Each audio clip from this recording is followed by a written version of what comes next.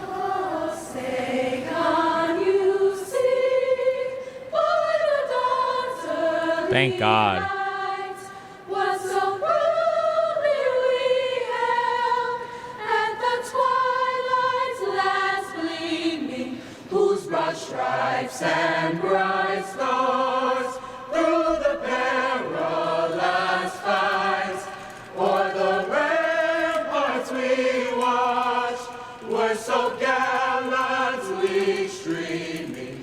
On the rockets sprinkling, the bombs bursting in air, gave proof through the night that our flag was still there. Oh, say does that star-spangled banner yet wave?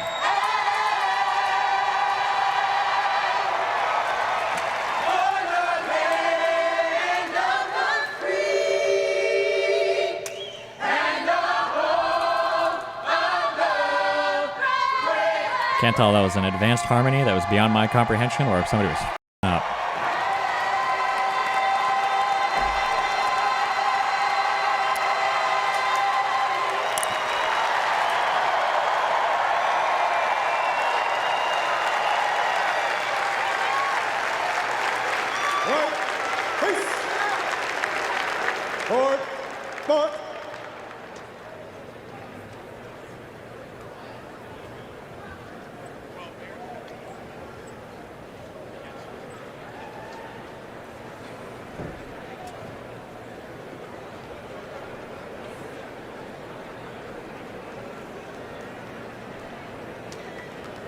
Clap us. Please welcome Chicago Mayor Brandon Johnson.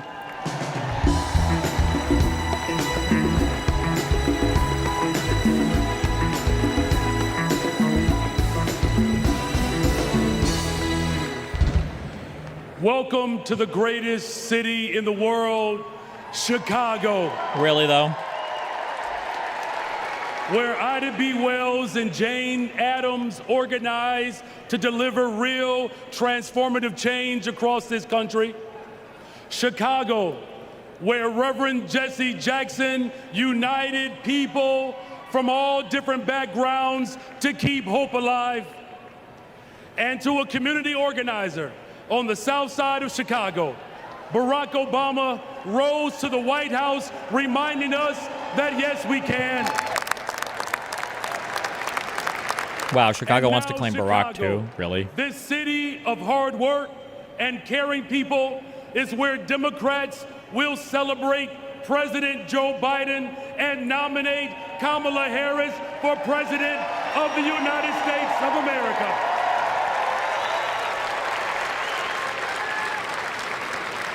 As the son of a family that worked to make ends meet, I know that Kamala Harris, the daughter of a mom who worked hard True. every single day, she is going to look out for the interests of everyday people. I know that as a fellow former social studies teacher, that Governor Tim Walz will never shrink from standing up for our democracy and for those most in need. And as a black man, raising a little black girl on the west side of Chicago, I know that my daughter Brayden will see not only a reflection of herself in the White House, but she will experience the deepest part of American values. Think about it. What will it take to build the middle class and make it easier for families not only to get by, but to get ahead? It will take someone with toughness to stand up for us. And let me tell you, America, Kamala's got it. What will it take to defend our fundamental rights and our freedoms? It will take someone with leadership who would fight for us. And let me tell you, America, leadership, Kamala, she's got it. And what will it take to defeat MAGA Republicans and move our country forward and not backwards. It will take everyone, and let me tell you all, Kamala, she's Everyone? got us. From Mississippi to Pennsylvania to Delaware, Kamala Harris, she's got us. From Michigan to Wisconsin to Nevada to California and right here in Illinois, Kamala Harris, she's got us. To the child care workers, to the tip workers, Kamala Harris, she's got us. And to make sure that this country ensures that families will have access to real affordable housing, to create a pathway to the American dream, Kamala Harris, she's got us. Together we can build a better, brighter future. And there's no better place to start that than right here in the greatest freaking city in the world, the city of Chicago. God bless you all. Thank you.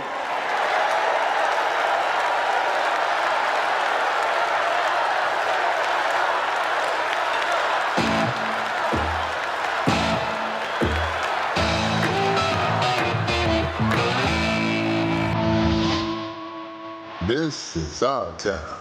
We've got steel in our spines, Wow. iron in our veins, Wow. and hope in our hearts. We've got the flavor, the guts, the grit, and those big shoulders you've heard so much about. We're a bold city, a proud city, a who you callin' second city, where 77 neighborhoods are one.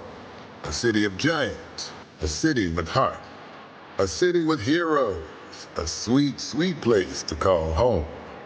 We were born ready, baptized by fire, tireless, tenacious, tested, trusted. And like someone else we know, when we fight, we win. We're ready to rise to the challenge, to rise to new heights. Rise, rise, rise. Up, up, and away we go. Wow. We're ready to scrape the sky and reach for the stars, to stand tall for tomorrow, to witness greatness. We ain't going back. We've got big things to do, big shoes to fill, big dreams to realize. We ain't afraid of nothing. No nonsense, no fear. Oh yeah, we're ready. So America, welcome to Chicago. We've got our dancing shoes on. We've got our game faces on. America, we look like you, sound like you, work like you, They even have dream Asians? like What? you. We feel you, America. We see you, America. Hey, make some noise so we can hear you, America. Welcome to Chicago.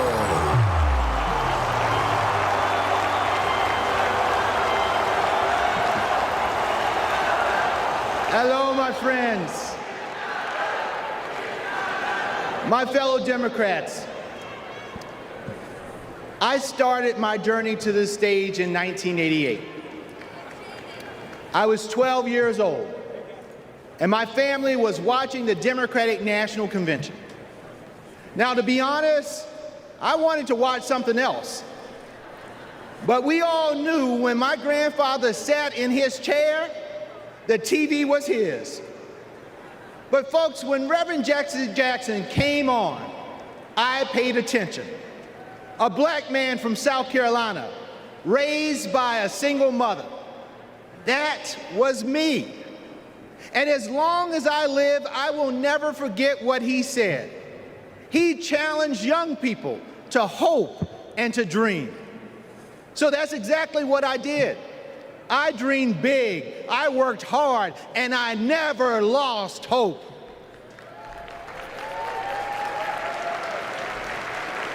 When our power was cut off, when there was nothing in the fridge, when we lost our home to a con man, I never lost hope.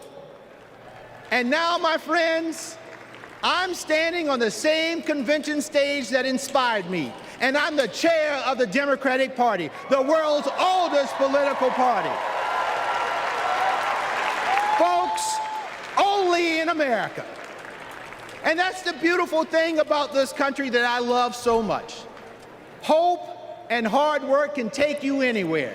You can go to college. Wow, you can start your Denegro own 3, thank you business. for You can tier even 5 win the subbing. Olympics. That's the America Democrats believe in, and that's the America Democrats are fighting for. It's with an I, not an E, so that was okay. Or maybe that makes it So less 4 okay. years ago, my friends, we were a country divided by fear. And we were stuck under a man who preached bigotry and hatred. Hope was lost. But my friends, we found hope in President Biden and Vice President Harris, and the 80 million Americans who stood by their side. And now we are united. We're united in our pursuit of progress because, my friends, they saw us. They fought for us. They heard us. And under their transformational leadership, we have forgiven billions in student loans. We have expanded access to health care, and we have strengthened the middle class. But the fight continues. Thank you. And there is still more work to do. True. You know, I know that when we elect Kamala Harris and Tim Walz, When? they will How does he build know? on our accomplishments, and they will create a country that works for every American. They will invest in our dreams and our futures, and hope will light our path forward. They will lead us in the fight for America, and believe me, when we fight, we win. And folks, we can never forget who we are fighting for. This election is about Americans who are watching right now, wondering who's going to finally pave that dirt road, or make it easier to feed their family, or get medical bills under control. Kamala's going to be paving dirt roads. This election Hell is yeah. about those who believe anybody can achieve their dreams if they work hard and trust in the endless possibilities of America.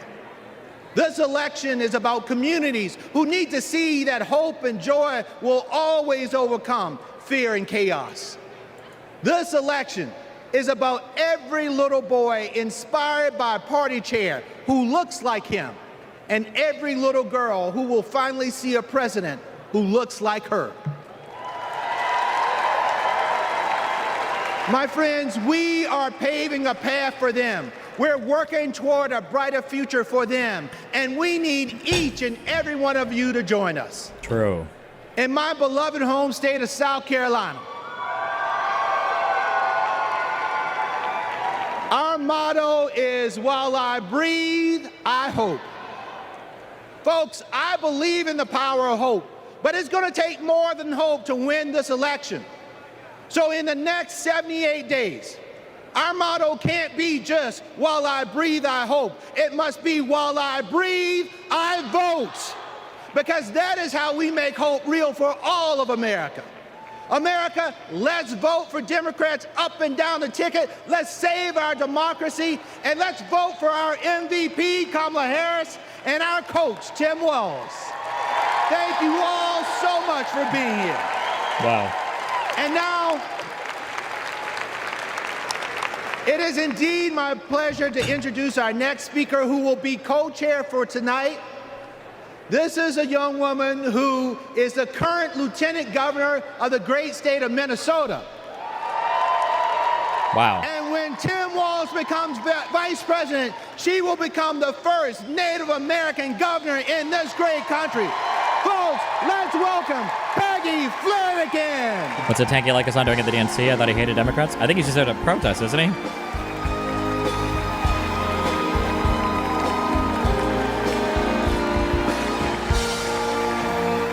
Good evening. Thank you, Jamie. As we gather together on this historic night, we remember those who came before us, who fought and prayed this moment into existence. The suffragists and the abolitionists, the activists who fought for our rights, the leaders who paved the way for us all. Their courage and conviction shaped the course of history. Yeah, he's still outside. Their memory reminds us that the fight for freedom always passes from one generation to the next. We owe it to them and to ourselves to carry their legacy forward. Tonight, we pay tribute to those who dare to dream of a country that truly stands for liberty and justice for all. Next, we'll hear from one of those people, a lifelong advocate for civil rights, Maxine Waters. Wow. My God. Beautiful. Yeah, I'm bored. I'm gonna rush right through this stuff.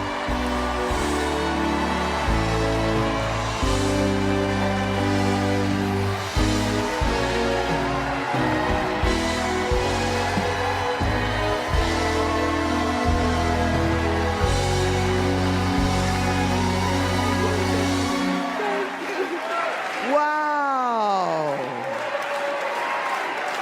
Hello, delegates. Now, you know, I've seen a lot in my lifetime.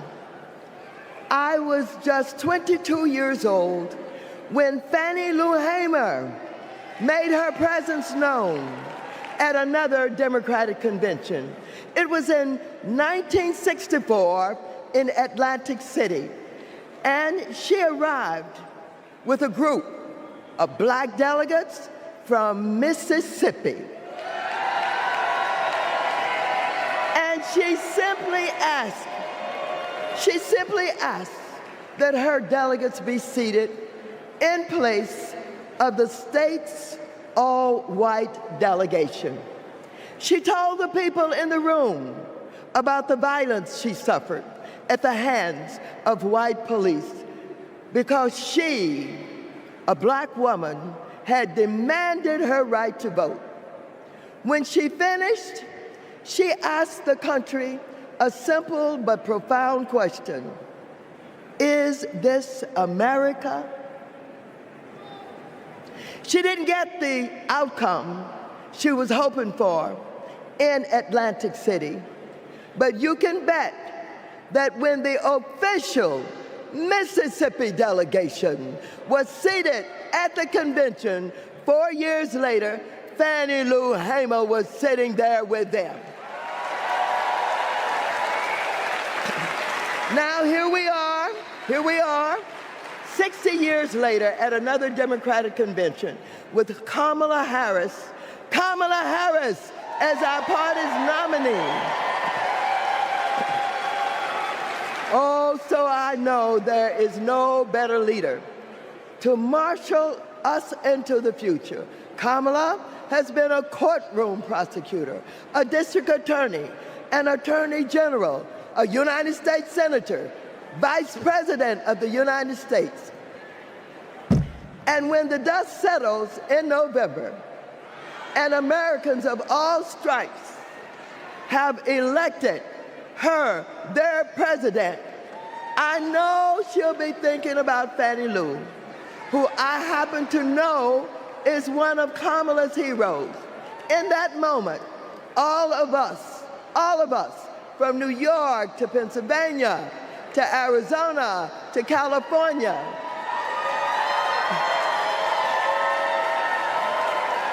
we can ask ourselves, is this America? And we will be able to say loudly and proudly, you're damn right it is.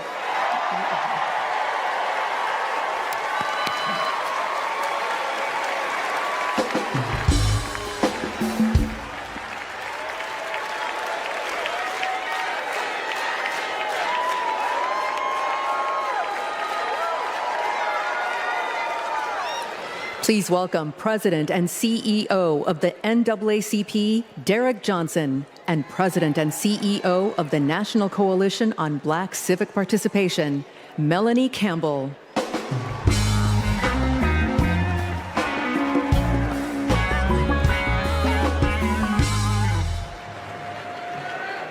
Good evening. I'm Derek Johnson, President and CEO of the NAACP, and I'm here to do my black job. Since the founding of our nation, we have been on an unending march to protect this imperfect union. Tonight, we celebrate the power of the collective. of what is possible when we are all in for all people.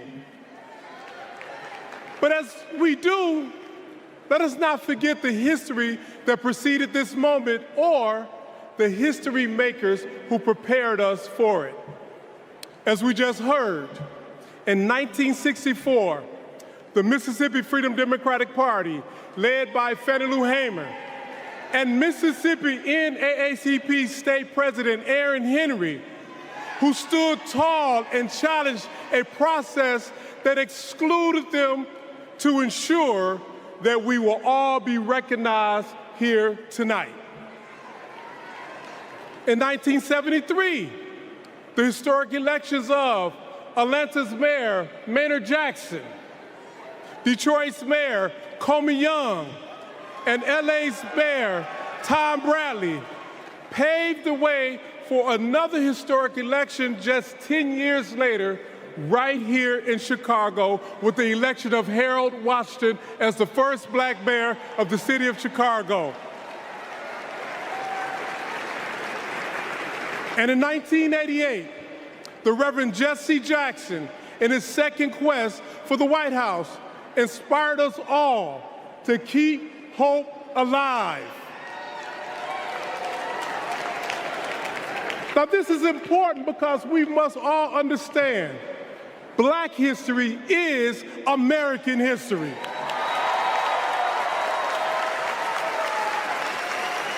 And in this historic moment, we will write the next chapter together.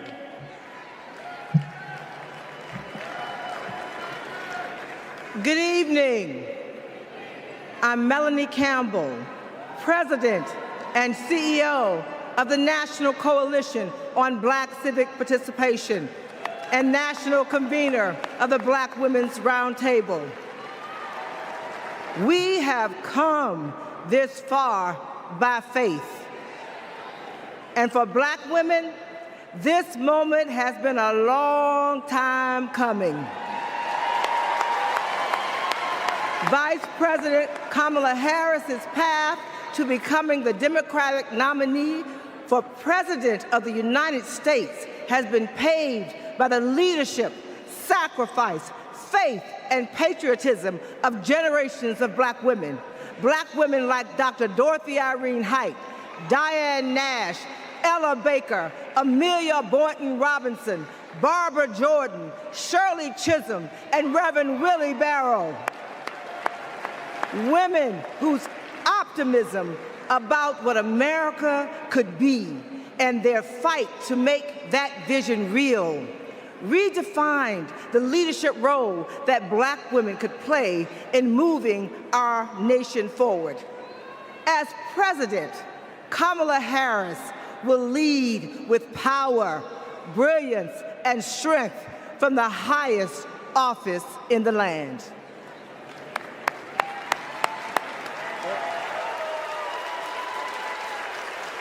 Brothers and sisters, I don't know what this world is coming to. We resist those attacks collectively, and we will stand together. Do we believe in freedom? Support human rights.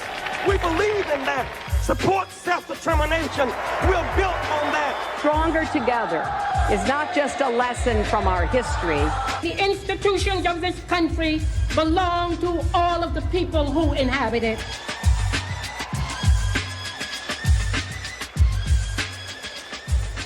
Jesse Jackson took to the stage at the Democratic National Convention in Chicago, knowing the uphill battle he would face in composing the score of a harmonious nation.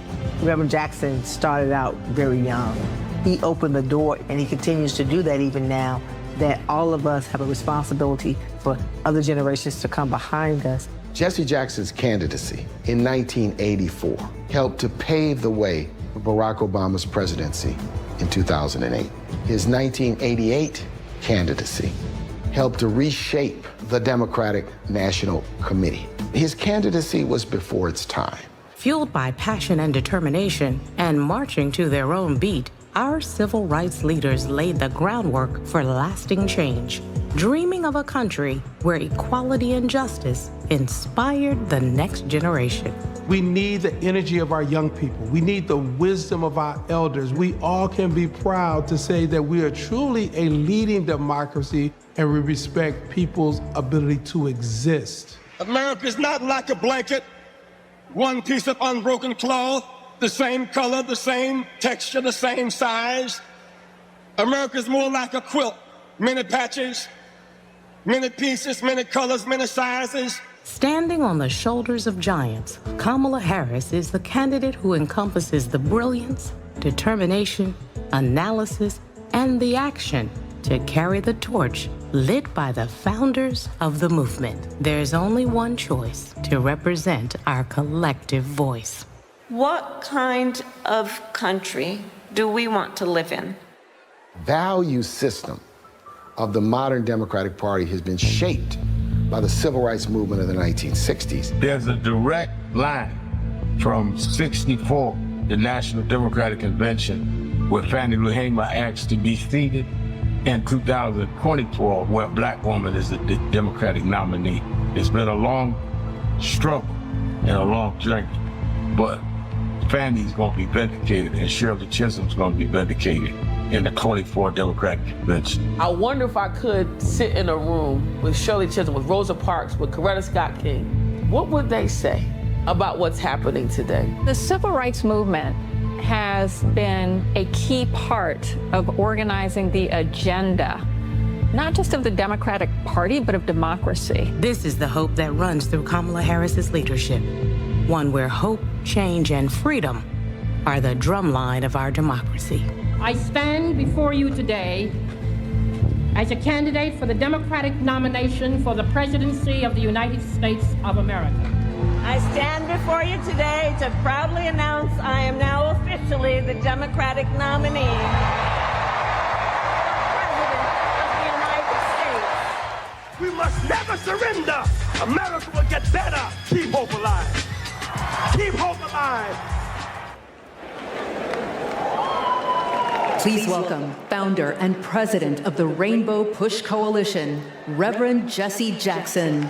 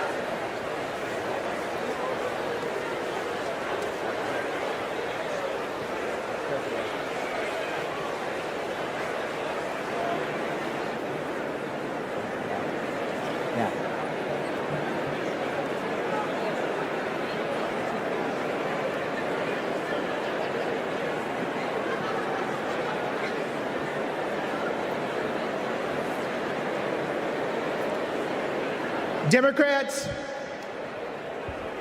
our first order of business is adopting an up-to-date convention agenda.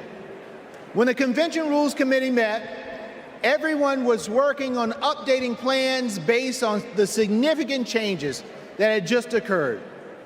When the committee approved an agenda, it was a work in progress that members knew would need to be revised accordingly. We now have an agenda for the next 4 days. The agenda is included in the Standing Committee report booklet emailed to each convention participant. In addition to fantastic speakers and performers, tonight's agenda provides for adopting the up-to-date convention agenda, hearing the Credentials Committee report, hearing the Rules Committee report, and considering a resolution as recommended by the committee, hearing the Platform Committee report and considering our national platform as recommended by the Platform Committee, and holding a confirmatory and ceremonial vote for our vice presidential nominee. Tuesday includes a ceremonial roll call for the presidential nominee. Wednesday, we'll hear ceremonial nominating speeches for our vice presidential nominee, and Governor Walz will make his acceptance speech. And on Thursday, my friends, we'll hear a ceremonial nominating speech for our presidential nominee, and Vice President Harris will make her acceptance speech.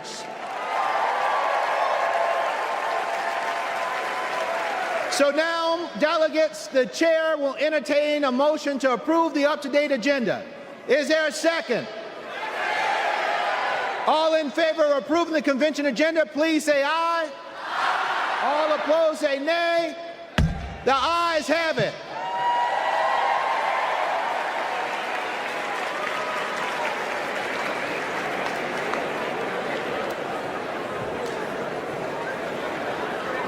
Are we going to the next one? Please welcome Credentials Committee co-chairs, Secretary Marcia Fudge and James Roosevelt Jr.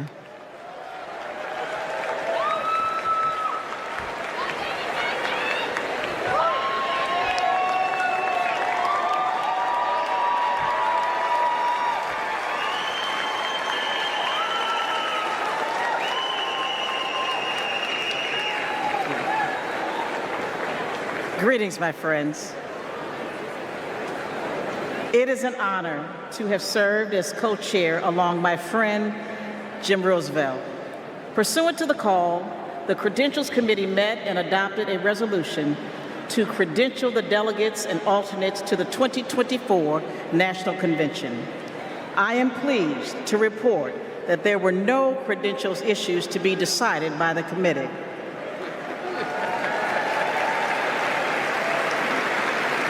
Their work allowed us to nominate 2 champions for democracy and freedom, Vice President Harris and Governor Walz.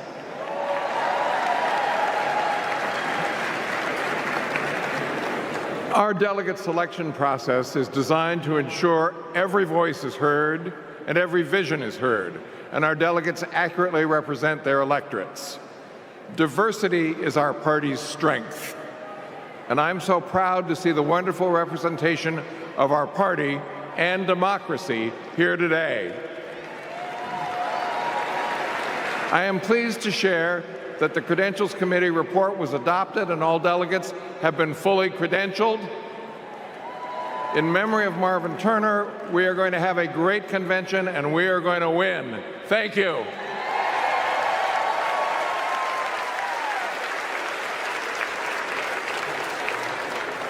Please welcome Rules Committee co-chair, Bishop Leah Daughtry.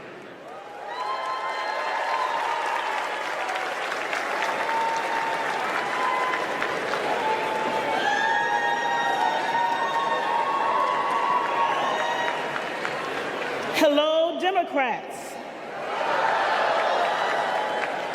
It was my honor to serve as co-chair of the Convention Rules Committee alongside my friend, Governor Tim Walz. Governor Walz is a little occupied this evening, but it's good to know that serving as co-chair of the Rules Committee is a ladder for promotion. The Rules Committee adopted the procedural rules of the convention on July 24th. They are based on long-standing processes governing our convention and ensured that we met all ballot access deadlines. The rules established the virtual nominating process for the party's nominees and set the stage for in-person votes at the convention to adopt our platform and resolutions recommended by the Rules Committee, as well as to cast celebratory votes on our nominees and hear their acceptance speeches. Under the Rules Committee authority, the Rules Committee is recommending for your approval one resolution. Contained in the committee's report, the resolution supports the current practice regarding automatic delegates, as well as other reforms to make our party stronger. The co-chairs are pleased to move the adoption of this resolution on behalf of the Rules Committee. Thank you, Bishop Daughtry. The Rules Committee has moved the approval of the resolution. Is there a second? We have a second. I will now call for a voice vote on approving the resolution as recommended by the Rules Committee. All those in favor of the committee's recommendation to approve the unity resolution say aye. Aye. All opposed say nay. I'm pleased to report for the record that with a majority of delegates having voted in the affirmative, the resolution has been approved. My thanks to our Rules Committee co-chairs and members for your efforts to build a transparent and inclusive party. Thank you, Madam Chair.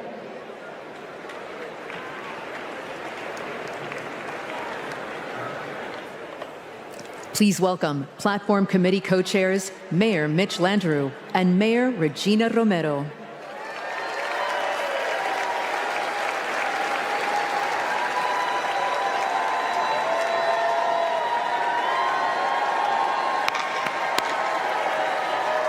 Hello, delegates. It is my pleasure to join Co-Chair Romero to present the national platform as recommended for approval by the committee. Our platform is grounded in our democratic values of hope, of progress, and love of our country. It makes a strong statement about the historic work that President Biden and Vice President Harris have accomplished hand in hand, and it presents a bold vision for our future. Kamala Harris will protect reproductive freedoms. Donald Trump will rip them away. Kamala Harris will lower costs for Americans, expand access to affordable health care, protect and strengthen Social Security and Medicare. Donald Trump will cut taxes for billionaires and big corporations, and he will pay for it by putting health care and Social Security on the chopping block. Kamala Harris is going to defend our democracy. Donald Trump is going to undermine it. The choice before us is clear, and the stakes could not be higher. Buenas noches, demócratas. Mayor Landrieu, it was a pleasure to serve as your co-chair. I also want to recognize Louisa Terrell and the drafting subcommittee for their work. This platform was passed by the Platform Committee on July 16, prior to the President passing the torch in an act of love and patriotism.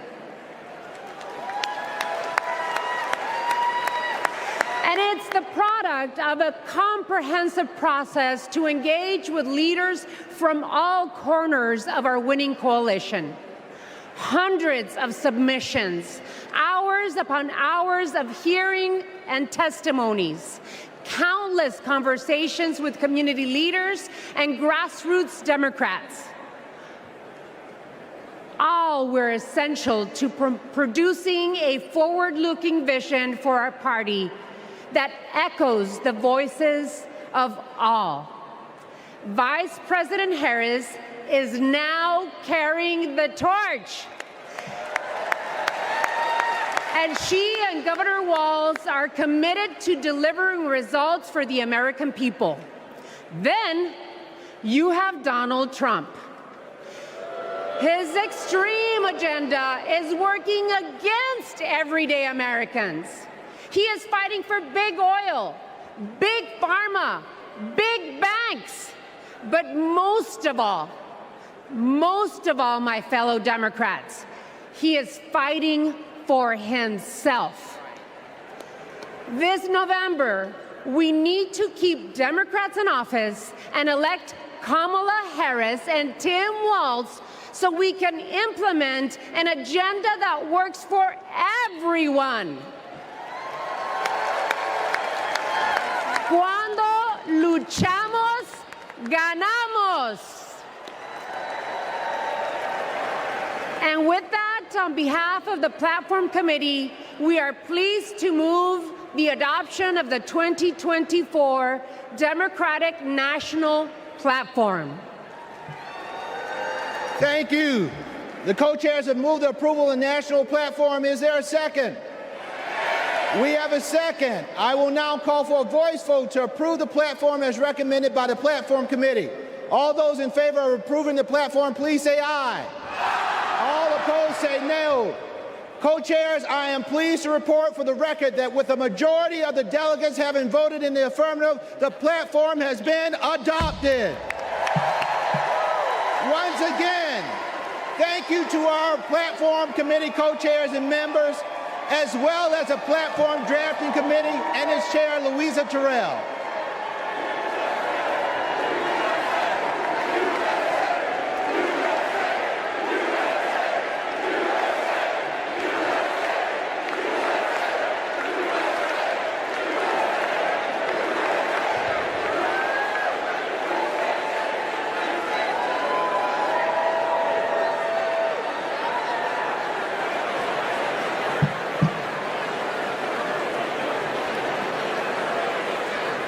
When Kamala Harris set out to find her vice president, just 1 month ago, she was looking for someone who believes in our democracy, who works hard for the American people, and has an endless supply of hope for our future. She found that in Vice President Tim Walz. Come on, give it up for Give it up. On August 6th, the Democratic Party officially nominated Governor Walz as our vice presidential candidate. While Governor Walz's nomination has already been certified, we couldn't miss the opportunity to celebrate this future vice president's integrity, commitment, decency, and service to our nation. The chair will entertain a motion to ceremonially confirm Governor Walz's selection as the Democratic Party's vice presidential nominee.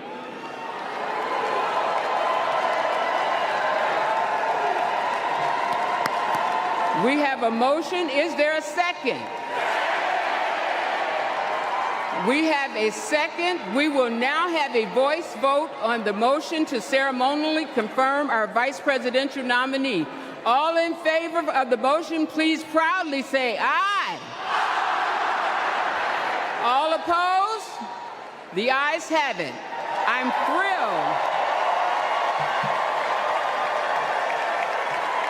thrilled to proudly reaffirm Tim Walz as our Democratic nominee for vice president.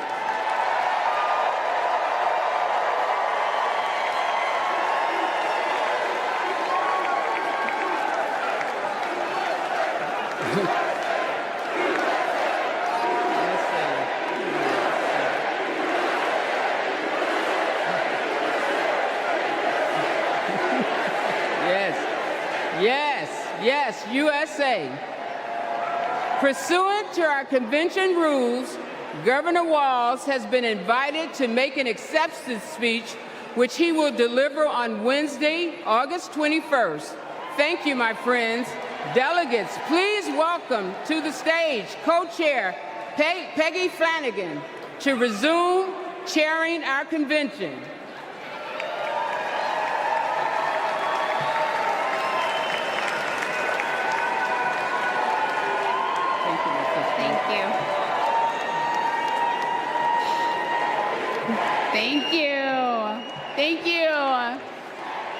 Well, good evening, and welcome to the first night of the Democratic National Convention.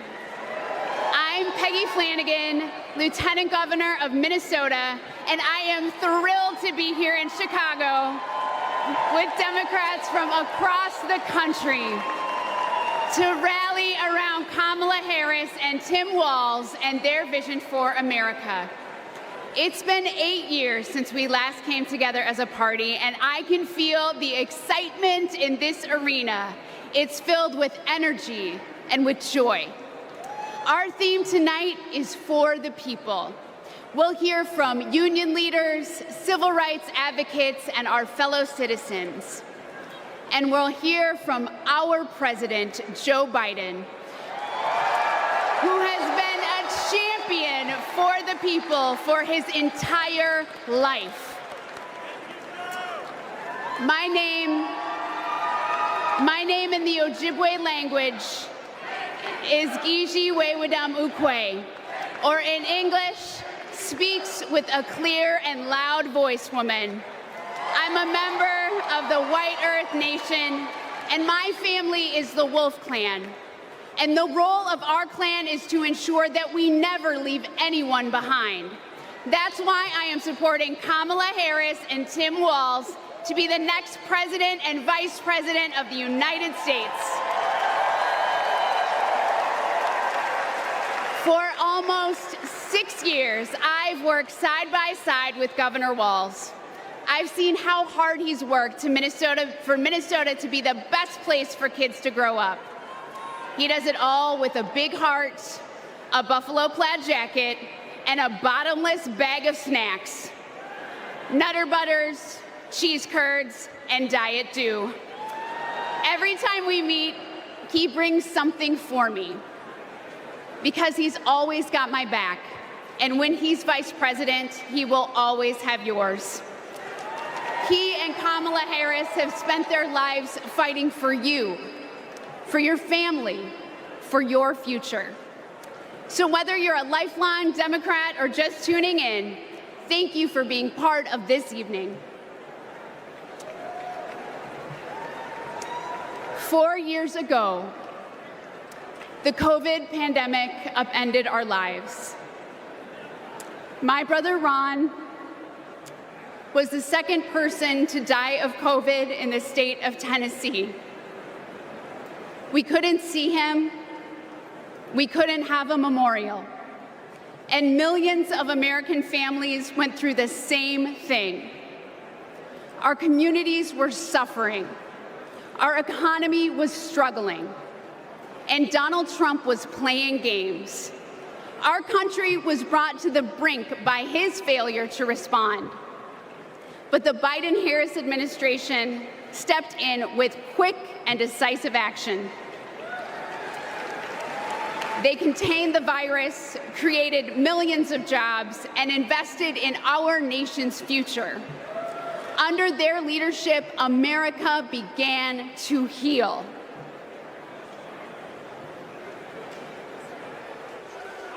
Are there words about a pandemic at this point? No, we're not at all. We have it totally under control. We think we have it very well under control. We pretty much shut it down. A lot of people think that goes away in April. With the heat, we're in very good shape. Because of all we've done, the risk to the American people remains very low. View this the same as the flu. It's going to disappear. One day, it's like a miracle. It will disappear. We all together have done a very good job. We think the death will be at a very low number. I see the disinfectant. Is there a way we can do something like that? By injection inside or almost a cleaning. I'm taking it. Hydroxychloroquine. When? Right now, yeah. You can test too much. You do know that. Who says that? Oh, just read the manuals, read the books. Manuals? Read the What books. manual? I think it's under control. I'll tell you what. How? 1,000 Americans are dying a day. They are dying. That's true. It is what it is. Help is on the way, and it is long overdue. the $1.9 trillion COVID relief bill to get stimulus aid directly to struggling Americans. Our plan is about what we need to do around a national strategy for contact tracing, for testing, for administration of the vaccine, and making sure that it will be free for all. Tonight, the U.S. is nearing a major milestone in the fight against the coronavirus. The U.S. is about to deliver the 200th million COVID shots since President Biden took office, beating his target by about a week. Millions of American students returned to school earlier this month after more than a year of remote learning. Sports venues are filling up and concerts are getting scheduled. I'm feeling great. Business is definitely ramped up. I'm so thankful. To be able to serve our customers again after all this, it's a blessing.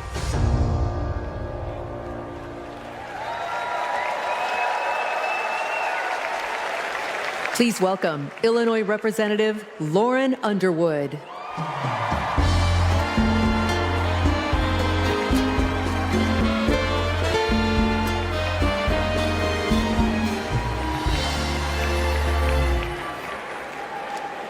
COVID was the worst public health crisis in a century. Donald Trump failed us. But Joe Biden and Kamala Harris got it under control. Donald Trump said, "It is what it is." Joe Biden and Kamala Harris said, "Help is on the way." Democrats in Congress tried to lower the cost of health care. Donald Trump tried to take our health care away. We tried to expand Social Security and Medicare. Donald Trump tried to cut them year after year after year. He took the COVID crisis and turned it into a catastrophe. We can never let him be our president again.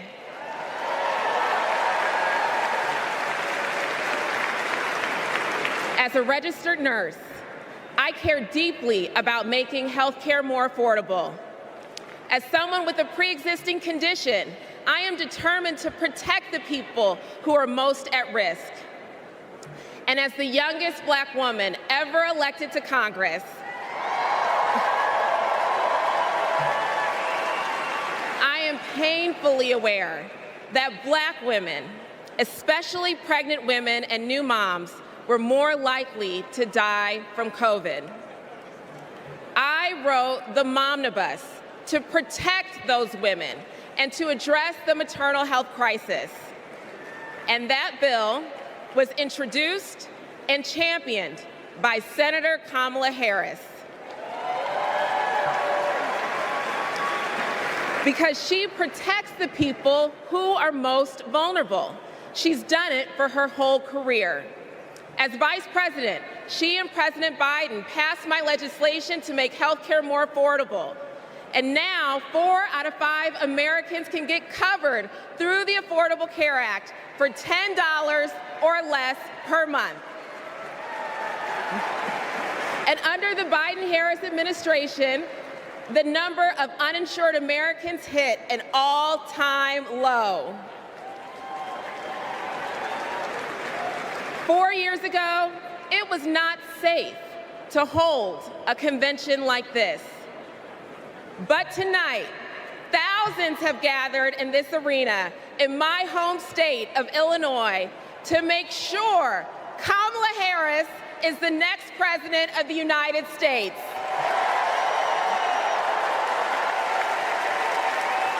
We have come so far these past 4 years, and we're not going back. Thank you.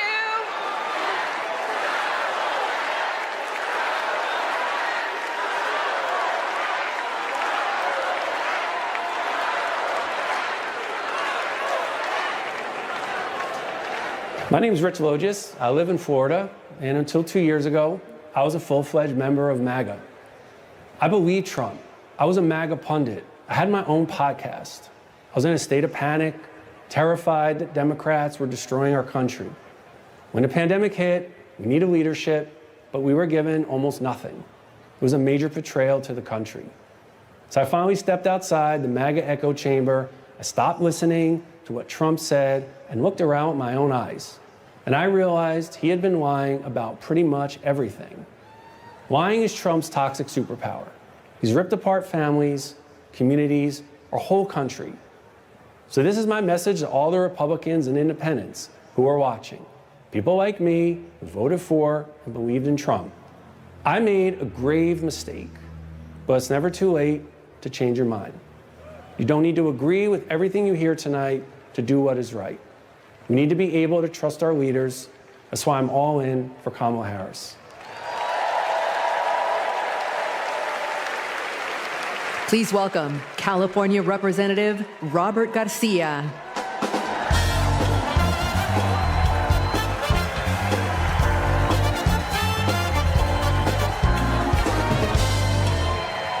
Thank you. Thank you. We all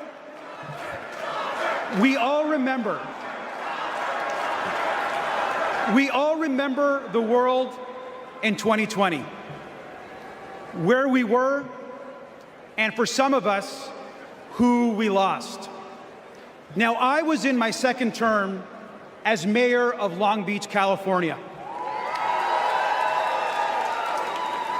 And my mom was a healthcare worker.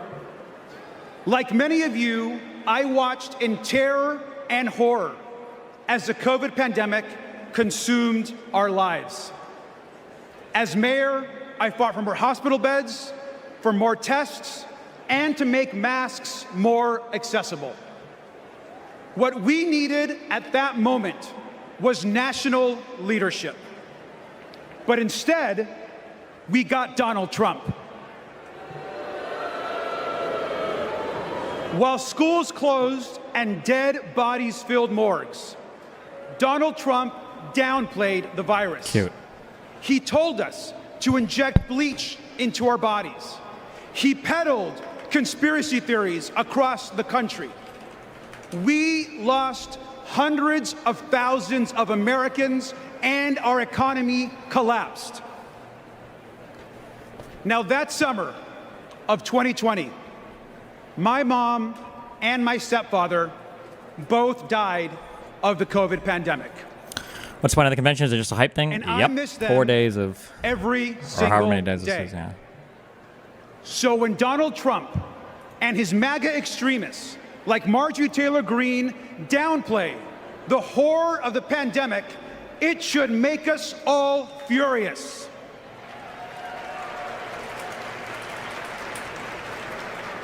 Now, I will never forget when Kamala Harris called me after my parents died. She told me about her own story, about losing her own mother, and that she was praying for me at that very moment. Now, we all know that later that year, Joe Biden and Kamala Harris were elected president and vice president. And what a difference they made together. They got people vaccinated. They got the virus under control. They safely reopened our schools. And they passed the American Rescue Plan. A historic economic package that helped small businesses and created jobs all across the country. Thank you, Joe Biden and Kamala Harris.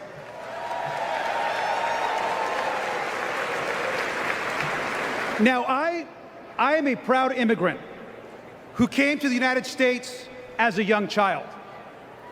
We grew up poor. English was our second language, and we often, like many immigrant families, struggled to get by. But my mom, she moved here to the United States because she believed in the American dream. I'll never forget the day that I became a United States citizen. I raised my right hand and I pledged an oath to protect and to love this country. It was the proudest day of my life.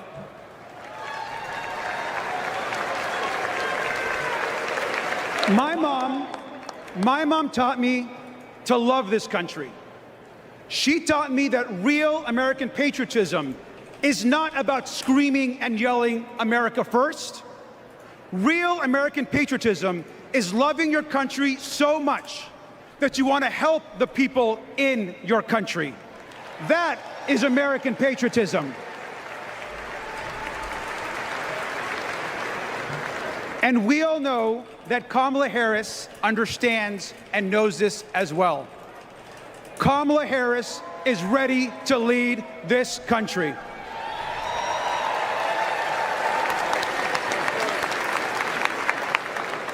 We can all remember 2020. We can all remember the horrors of Donald Trump.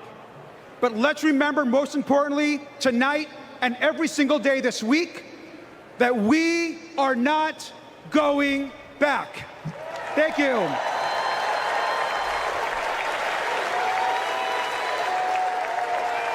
Holy shit. Bro, how much weight did S-Fan lose? Hey everyone, I'm Ryan from Kamala HQ. My God. We have a little game we like to play here called Two Lies. Like 250 pounds? How much weight did he lose? Things Donald Trump has said, and then we try to figure out if any one of them is true, which they're not. Let's play. First up, jobs. Trump claims his administration created more jobs than we ever had before. He says we had the greatest economy ever, and then we got hit with COVID, and he says he created a manufacturing jobs miracle. Let's dig in. More jobs than we ever had before? Trump lost 3 million jobs. In fact, he's the first president to lose jobs since Herbert Hoover. What about this claim that it was the greatest economy ever and only COVID tanked it? Once again, no. Let's take a look at his track record on jobs before COVID as compared to the Biden-Harris administrations. What do you know? Hardly the most successful ever. And about his supposed manufacturing miracle, Trump talked a big game, but actually lost 178,000 manufacturing jobs. And just to be clear, it wasn't just COVID here either. Manufacturing jobs were already on their way down before the pandemic. So does anybody give a fuck about numbers like this? I feel like nobody cares about. I feel like you should just never ever fight on these things. Who cares? It's always just like say like the best, the greatest, the biggest.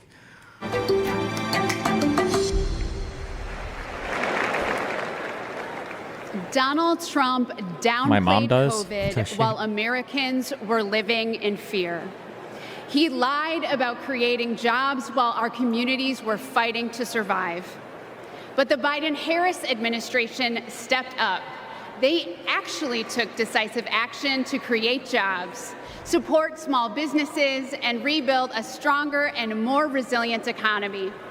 Kamala Harris is a leader we can trust. Genuine question, why are Republicans so much better at hype? The RNC was hype as hell with all the stage design and stuff like that. Why can I never hit that hype? DNC was like a corporate wet blanket. The Republicans have an advantage on almost everything they do because the standard for their behavior is basically nothing. Like a Republican can literally do anything and it'll be epic and based and hilarious because their standards of behavior are like a... Like imagine like a 6-year-old walks into a room and like smears shit on the wall. Like everybody would be laughing at him, even if it's just like, you can't do that. Right? Like there was, or imagine like a 4-year-old brother that hits his 3-year-old sister. Like, no, don't do that. Right? These are how Republicans operate. So having Hulk Hogan screaming incoherent shit and tearing his shirt off is fucking epic because the standard of behavior is non-existent. They're like, yeah.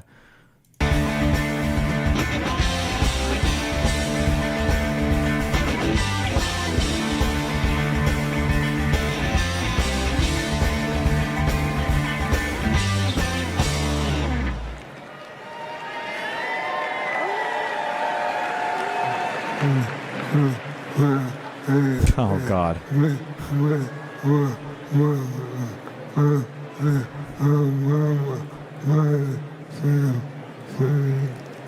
In 2008, is that we is she met translating? while working on the Obama-Biden campaign.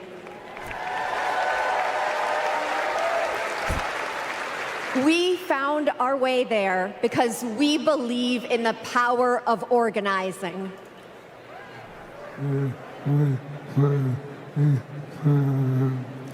Then we found each other.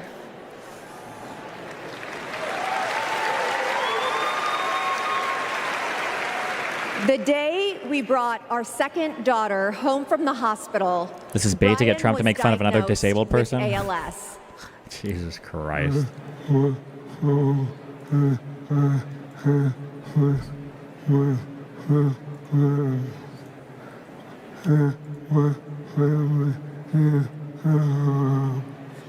I was told I had 6 months to live. That was 7 years ago.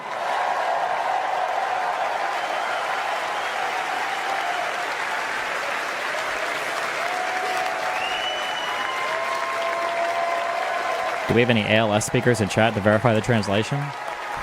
We could not change Brian's diagnosis, but we knew how to organize. So we co-founded a nonprofit called I Am ALS, and thousands of terminally ill patients fought for new therapies, $1 billion to fund ALS research, and earlier access to treatments. All of this so far has been about POC and disabled people, it seems. I honestly think they're goading Trump. Into law.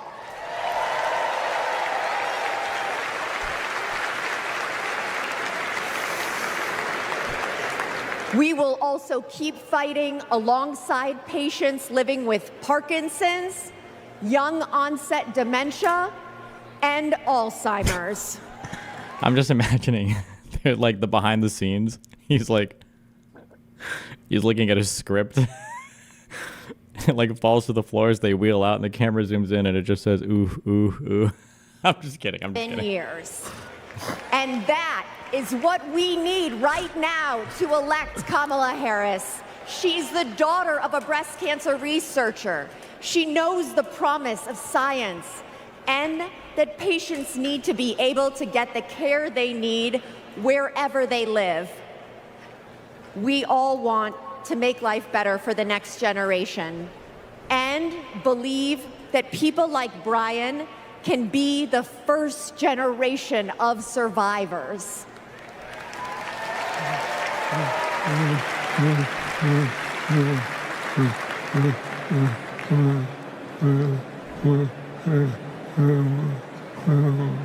And we can make life better for our caregivers too.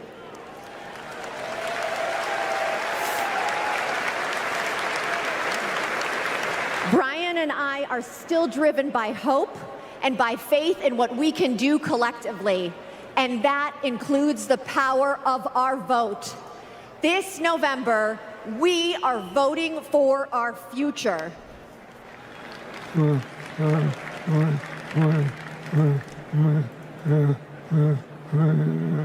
Because we This is what the Republicans mean when they talk about ballot harvesting. It's collecting this guy's vote. I'm just kidding. I'm sorry.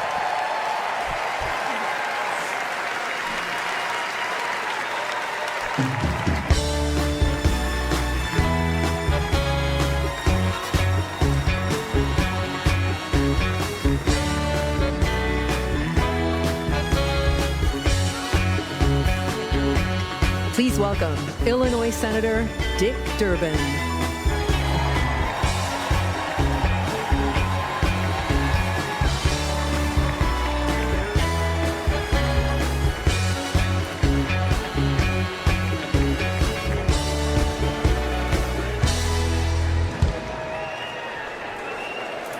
I've known Brian and Sandra for years. In fact, Sandra was my personal press secretary. You will not find a more courageous couple. Let's give Brian and Sandra another round of applause. I'm just saying, it's like, here's a speech that he's prepared for me. In every election campaign, we Democrats talk about jobs. Now, forget for a moment Donald Trump's wild claims. He lost millions of jobs in America. He promised to bring back manufacturing jobs, but he failed. He promised to deliver infrastructure, but he failed. His record was defined by failure. To put it another way, Donald Trump is like a bad boss. You want time off to take care of your sick parents? Ask Donald Trump. Denied. In Donald Trump's America, there is no paid family leave. Want to have a child, but need IVF? Too bad. That's shut down too. Want a pay raise? Too bad, the boss just gave himself one, so there's nothing left for you. Donald Trump reminds us of a boss we all had, the guy who thinks he's a very stable genius, but is driving the company into the ground. Now get this, Donald Trump did make history. Let's give him credit. He is one of only 2 presidents in the history of the United States to leave office with fewer Americans working than when he started. Now he wants a chance to make America unemployed again. On the other hand, let's take a look at the record of Joe Biden and Kamala Harris. They recovered all those millions of jobs that Trump watched slip away. They added over 6 million jobs on top of that. 16 million jobs in total. 16 million. Today, more roads are getting fixed, more factories are being built, more Americans are working construction, and more auto workers are making cars than on any month when Trump was president. And we know behind every job is a person or community forever changed. Data centers in Wisconsin, semiconductors in Pennsylvania, electric vehicles in Michigan. Yes. Hello, Michigan. These investments mean strong economy, growing public schools, and well-funded, well-staffed first responders. These investments mean hope. That's what Kamala Harris and Tim Walz are fighting for. They'll fight for the places that are too often left behind.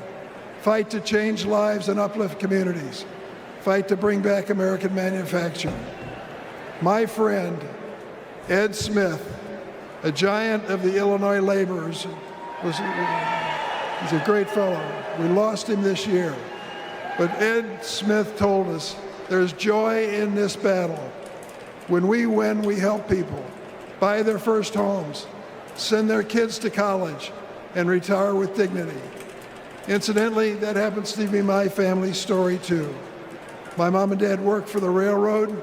Because we were a strong union family, we were able not just to get by, but to get ahead. That's the American economy Kamala Harris and Tim Walz are fighting for. Let's join that fight and build it together.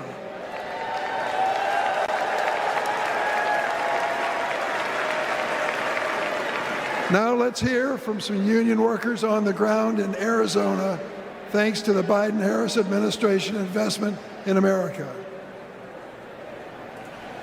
Welcome to Phoenix. Donald Trump said he'd bring back American manufacturing, but Joe Biden and Kamala Harris actually did it.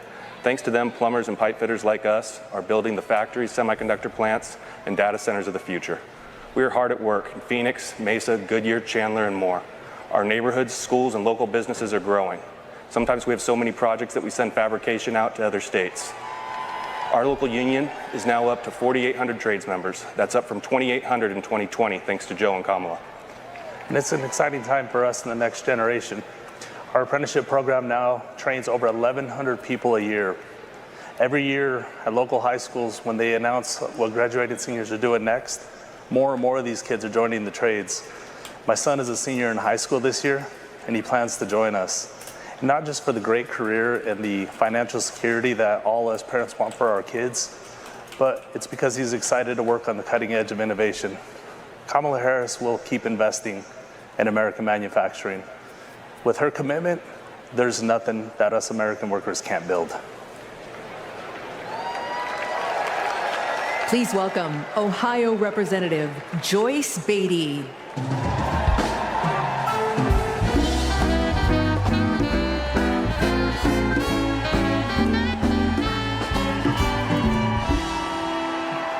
Good evening. Good evening. I'm Joyce Beatty, and I'm proud to represent Ohio in Congress. I was born in the Buckeye State, and I've never left.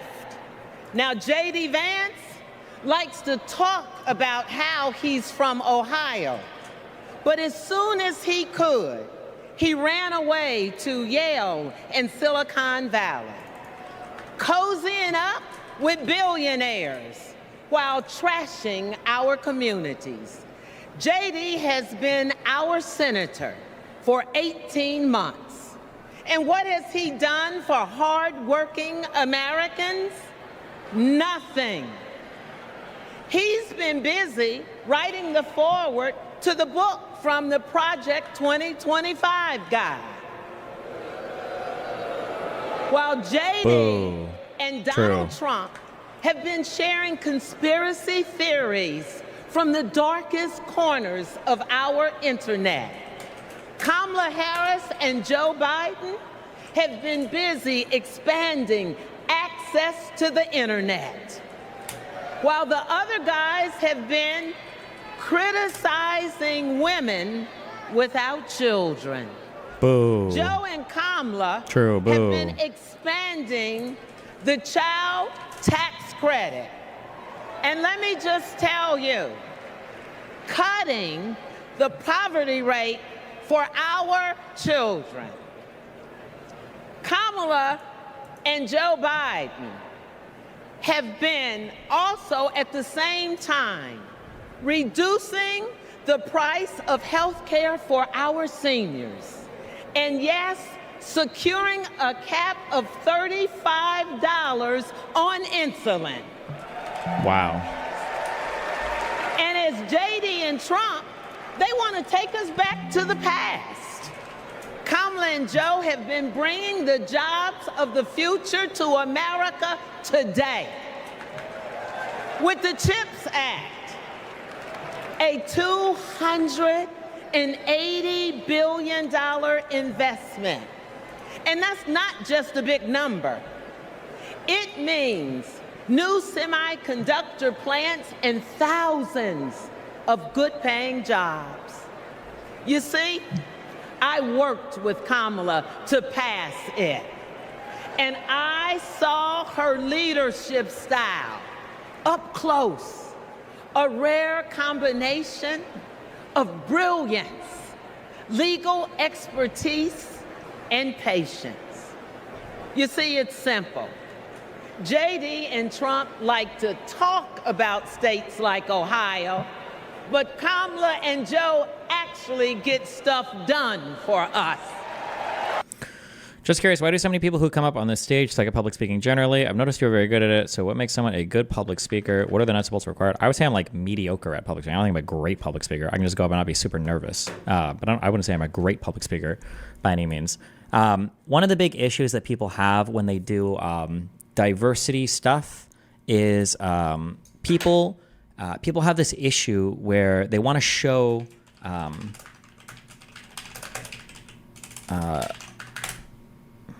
wait, hold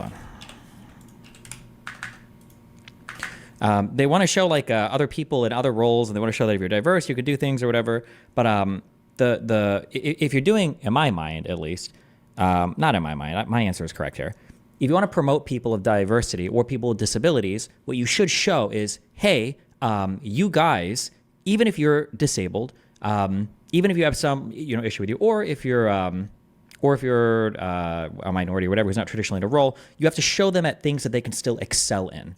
Not pretend or delude yourself into thinking that, well, look, you can be just like everybody else up here, right? That's retarded, literally.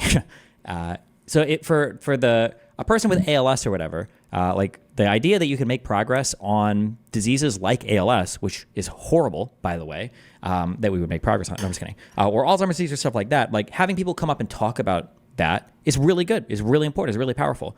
It's wholly inappropriate to have a person with ALS who can speak like that coming up. That's just stupid. Now, maybe if it was a conference dedicated to those people or something, sure. But in an environment like this, no, it's wholly inappropriate. There's absolutely no reason to have somebody like that. Obviously, the guy is a dog shit fucking speaker. I don't have to say that. Everybody knows that, right? Obviously, you could listen to it, right? There's no reason to have him on a public stage like this doing that. It's just... it's just dumb. Same thing with any type of if you want to show somebody who is facing some kind of adversity, then you show them in areas where they can excel in, right? Like if you have some kind of handicap, look, you can still work this job, you can do that, and then you showcase those people like that. You don't delude yourself into thinking like, oh, but look, they can be good public speakers too. Unless you're in a hyper-specific environment like designed for it, I think. Like if you're at a conference specifically relating to these types of things. But yeah, I don't know.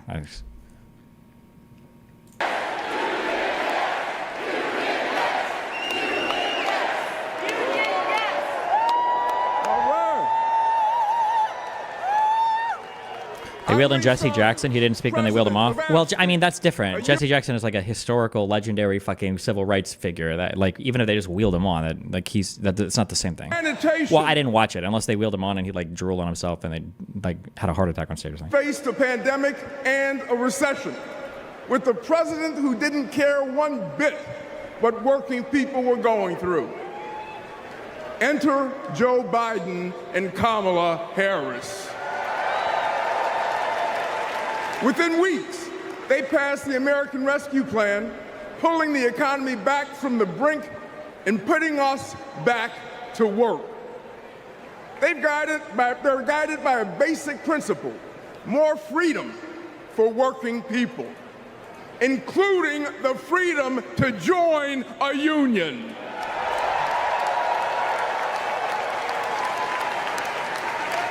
So this November, we're moving forward with Kamala Harris as our president.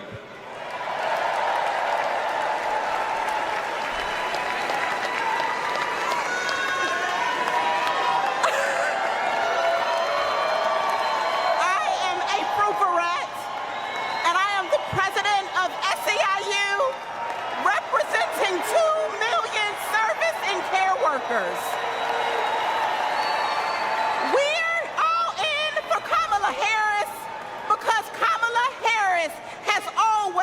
Been all in for us.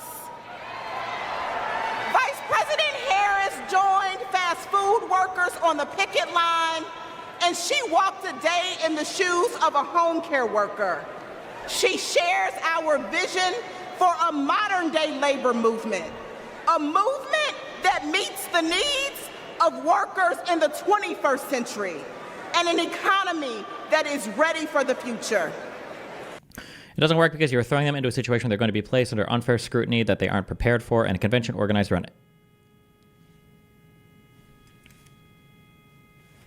ALS or something like that, people are more knowledgeable and are more sensitive to the situation. With a convention like this, you're just going to be thrown into the bus organized. Yeah, that's one reason as well. But I think there are other reasons. I think there are stronger reasons. You should be trying to put on like a good show. That's like the most important part, is to put on a good show. Something that's entertaining, something that resembles your values. Yeah, but something that's like these two things, right? But the entertainment factor, this is for entertainment. That's what the DNC is for, is to hype your party up. Yeah. The throwing people under the bus is partially true, though, too. I think either Twitch or Riot, I don't remember who.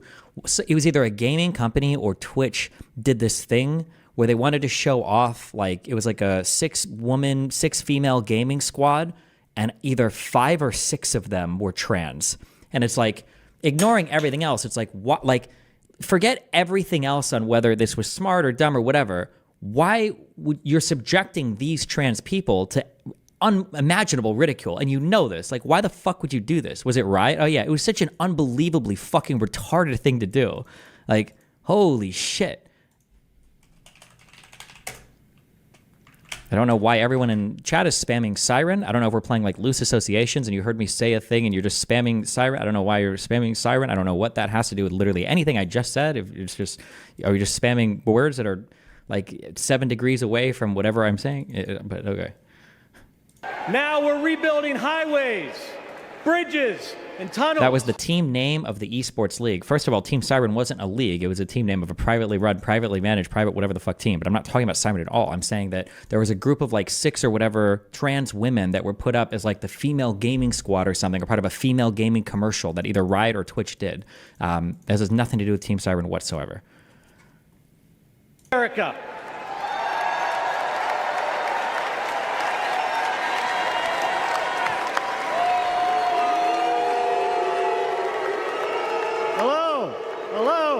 It was TSN for CSGO teams? Oh, okay, maybe. I don't know. 40,000 IBW members, the International Brotherhood of Electrical Workers. The IBW powers America, from fire alarms to solar farms, nuclear plants to battery plants, storm restoration to power lines. And we've been doing it for over 130 years.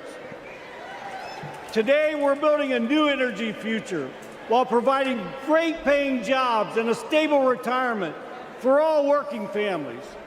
Every step of the way, Kamala Harris has been there for us. She's bringing back American manufacturing to forgotten places throughout our country. She cast the deciding vote to save our pension plans.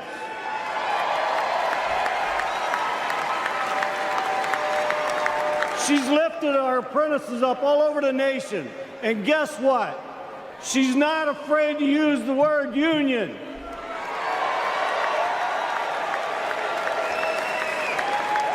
She has came through for all of us, and it's our turn to come through for her. Thank you.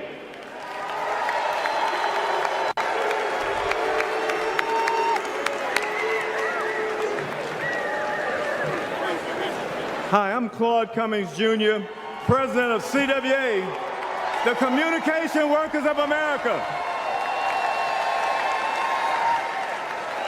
We all saw the digital divide during the pandemic. Millions of American families didn't have access to high-speed internet at home. Too many kids were forced to go online class in McDonald's parking lots.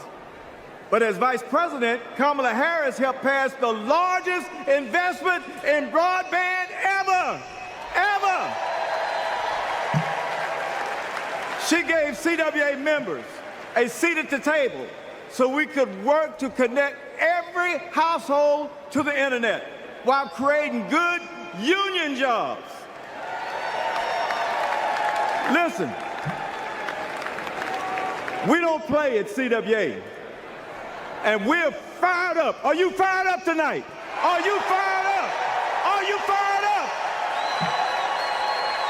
We're fired up to work with our next president, Kamala Harris.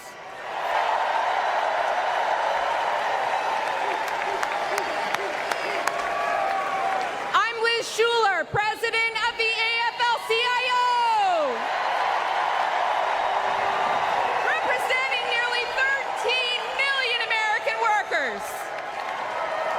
This election is about two economic visions. One where families live paycheck to paycheck, where people have no right to join a union. A CEO's dream, but a worker's nightmare. Or an opportunity economy, where we lower the costs of groceries, prescriptions, and housing. Where we go after big pharma, corporate landlords, and price gougers. Where there's no such thing as a man's job or a woman's job, or like Donald Trump would say, a black job. Just a good union job. That's the future our President Joe Biden has fought for. And that's the future Kamala Harris and Tim Walz will keep fighting for. Let's build it together.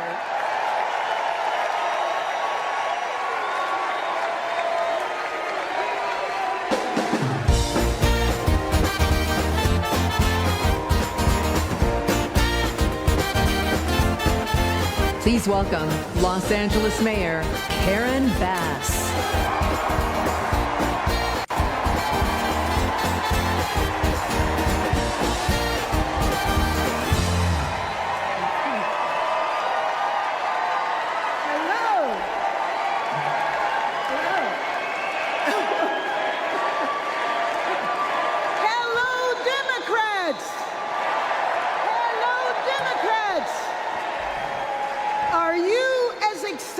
As I am. I've known Kamala Harris for almost 20 years.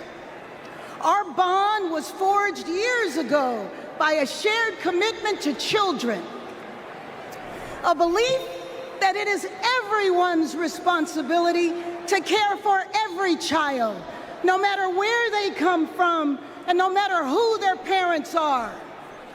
Kamala knows that each generation has an obligation to the next. That's why when I was Speaker of the State Assembly and she was a prosecutor, we fought to address youth homelessness and reform the child welfare system. to make sure that California's foster youth aren't cut off and left on their own the day they turn 18. As Attorney General, Kamala created our state's Bureau of Children's Justice and worked to give children in the juvenile justice system the support they needed. And when I asked her to swear me in, the first woman vice president, swearing in the first woman mayor of Los Angeles,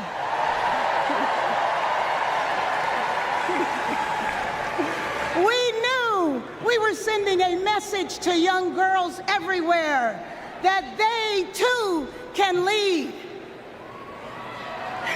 Now, I know Kamala, and she feels the importance of this work in her bones. When Kamala meets a young person, you can feel her passion. You can feel her heart, and you can feel her fearlessness. That is what defines a commitment to children, being willing to fight fiercely for every child. And trust me, Kamala has done that her entire life. So this November, we're gonna fight to elect Kamala Harris as the next president of these United States.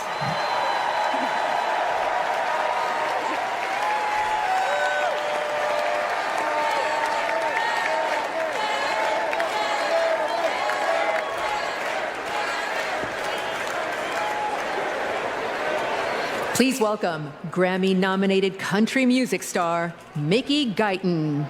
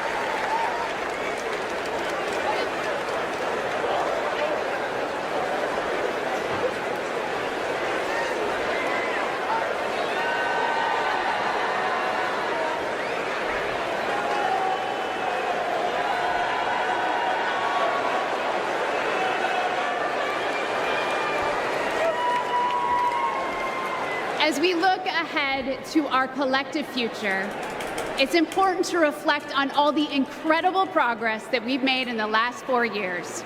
The Biden-Harris administration laid the groundwork for a stronger, more resilient nation. They invested in critical infrastructure, delivered relief when disaster struck, and made healthcare more affordable. Kamala Harris cares. And unlike Donald Trump, she has a plan, not just for the next 4 or 8 years, but for generations to come. Thank God. Now, let's hear from some of my fellow state executives about how Kamala Harris and Tim Walz are investing in the long-term future for our nation. Okay, go. Go.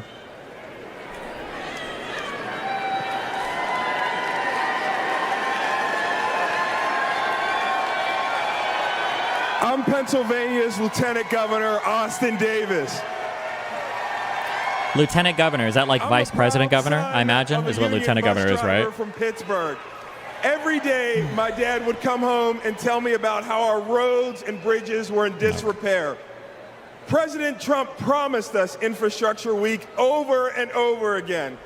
He really didn't care, though, and it never happened. But President Biden and Vice President Harris are on our side. They brought together Democrats and Republicans to get it done. We got I-95 in Philly fixed in less than 2 weeks. Wow. We repaired the Fern Hollow Bridge in Pittsburgh in record time.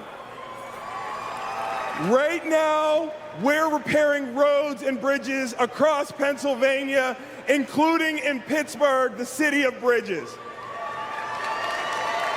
And Vice President Harris is looking forward. She's committed to keeping our infrastructure safe and modern. When I think about the future, I think about my daughter Harper and all of America's children. Investing in them means investing in our infrastructure. It means replacing millions of lead pipes. It means providing clean air, clean water, safe roads and bridges, not just for us, but for generations to come. That's the legacy that President Biden is leaving our children. Let's keep building bridges to the future with Kamala Harris and Tim Walz. Let's work.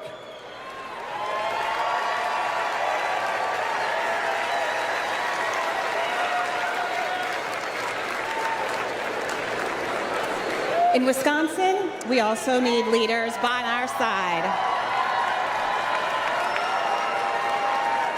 I'm Wisconsin's Lieutenant Governor, Sarah Rodriguez, but long before I took office, I was a registered nurse. I served in the Peace Corps at the height of HIV/AIDS and in Baltimore. Going to react or just stare into the distance? I'm working on my pension. I don't even give a fuck about this. During the COVID pandemic, Fuck this. Trump and Wisconsin Republicans failed to protect our health. That's why I ran for office and flipped a red district blue. Because once a nurse, always a nurse. Now Trump is promising to terminate the Affordable Care Act, meddling in personal decisions between a woman and her doctor. What? And threatening to slash Medicare. That's crazy, chat. Vice President Harris fights for our health. She'll defend women's reproductive freedom and protect Medicare and Medicaid.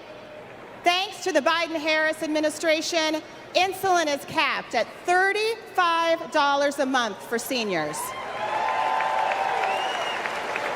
And they negotiated down the prices of 10 more life-saving drugs like Eliquis and Jardiance for Americans on Medicare.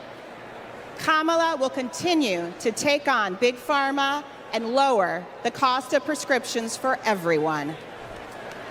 Of course, healthcare isn't just about drugs and treatment.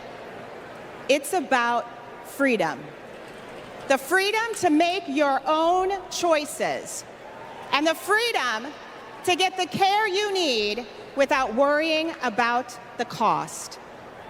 Kamala Harris is fighting for that healthy future.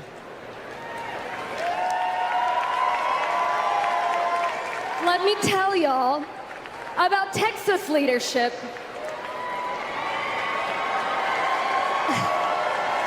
I'm County Executive Lena Hidalgo, and I serve the 5 million residents of Harris County. Harris County includes Houston. Texas Governor Ann Richards said, "I've been tested by fire, and the fire lost." In the years I've been in office, we've dealt with chemical fires. We've dealt with 10 floods, 7 hurricanes, a deadly winter freeze, and of course the pandemic. When that last disaster struck, Donald Trump abandoned us. He spread misinformation that cost lives. Compare that to 2021, when the Texas power grid went dark. Kamala Harris didn't just put out a tweet, she called me to make sure we had what we needed. I know this is supposed to be for Harris and whatever DNC shit, but on an actual real point, fuck, what was the example of this? I don't remember if it was wildfires in California or if it was something was going on. Donald Trump was explicitly asking people in his administration or something, saying like whether or not we should send aid or something. Like I think he was considering withholding aid. I don't even remember what I'm talking about. It was for California. He was considering withholding aid to a blue state because of how ass mad he was over everything that had happened. And then, yeah, obviously, when the grid went down in Texas, I think Biden called. They're saying Harris, whatever, she can have a credit for it. Was it wildfires in California? Harris called, yeah, Texas. Like, obviously, it's the federal government. We're going to do. And I think in Florida as well, I think Biden authorized a bunch of aid and stuff. And there was never a political loyalty question. It was insane. It was I don't think anybody even talks about that. It was like so crazy. Over the years, I've learned that Kamala Harris always calls. And not only does she call, she delivers. The very week she launched her campaign, she was down in Texas with vital FEMA assistance right after Hurricane Beryl. Kamala Harris cares. She will never risk lives for the sake of politics. And she's leading the charge to protect our communities from extreme weather. The Biden-Harris administration have announced at least $1 billion to help us with just that, and Houston is thriving. We deserve leaders who acknowledge the threats, heck, the existence of climate change. We deserve tough leaders who have our backs. We deserve compassionate leaders ready to help. That's Kamala Harris and Tim Walz. I can personally attest that Kamala is a leader who has our back. I'm California's Lieutenant Governor, Eleni Kounalakis, but I hold another title just as dear to me, Kamala Harris's friend. I met her when we were both young women trying to navigate the halls of power. I worked in housing. She had just been elected district attorney. We got frequent lunches together, and she was funny and fun. She was also a great mentor. Once, I told her about a professional experience of being minimized because I was a woman. She put her fork down and said, "Eleni, never let anybody make you feel small." I saw her put that creed into action. When Wall Street foreclosed on millions of homes, Washington wisdom was that $4 billion was the best you could do. Other attorneys general agreed. But because Kamala Harris grew up in a middle-class home, she knew that wasn't enough for all the working families who got screwed over. So she put her foot down and refused to settle for less. Kamala Harris won $20 billion from the big banks for California homeowners. And that's because she cares. She cares so much that if you're lucky enough to be her friend, she calls you on her birthday, and sometimes she sings to you. She called me on mine right when I had decided to run for lieutenant governor. She asked tough questions. I promised I'd follow her lead and invest in the future. Together, we shattered that glass ceiling, California, and got to work.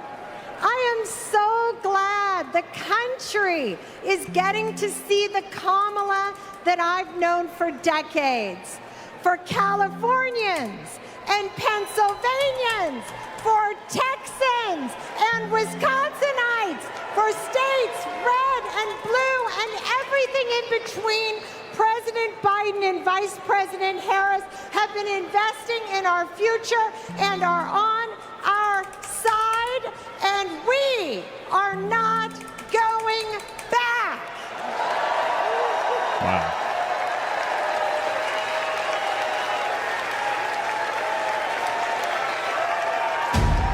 Do you know about Project 2025? Oh, the shit. Far-Right's playbook. It is Trump's vision for America's future. I'm not going to be nice. It will ban abortion nationwide, I got rid of Roe v. Wade. raise taxes on middle-class families, gut Medicaid, That's money that funds a lot of medical treatment. strip rights from LGBTQ plus people, Wait a minute, I'm not finished. cut overtime pay, It is going to affect workers' bottom lines. give him unchecked power, And I will wield that power very aggressively. and it begins his first day back in office. In an explosive undercover video, a co-author of Project 2025 saying that Donald Trump, quote, blessed the work he's doing now. He's been at our organization. He's raised money for our organization. He's blessed it. So he's very supportive of what we do. He doesn't want freedom. He only wants control. I know Donald Trump's tight. I'm breaking. These are the stakes. Project 2025 wants to take our country backward. This is our fight. We are not going back.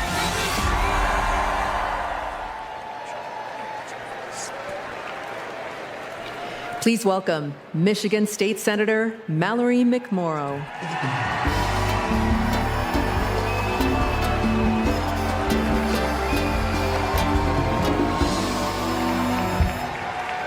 Hello! Hello. I'm Michigan State Senator Mallory McMorrow, and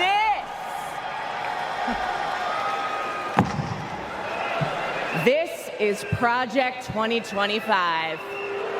Boo. Boo.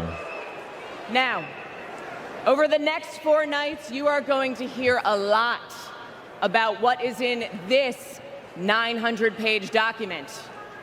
Why? Because this is the Republican blueprint for a second Trump term. Boo. That's right. They went ahead and wrote down all the extreme things that Donald Trump wants to do in the next 4 years. And then they just tweeted it out, putting it out on the internet for everybody to read. So, we read it. And whatever you think it might be, it is so much worse. Tonight, I want to tell you about just one aspect of Project 2025.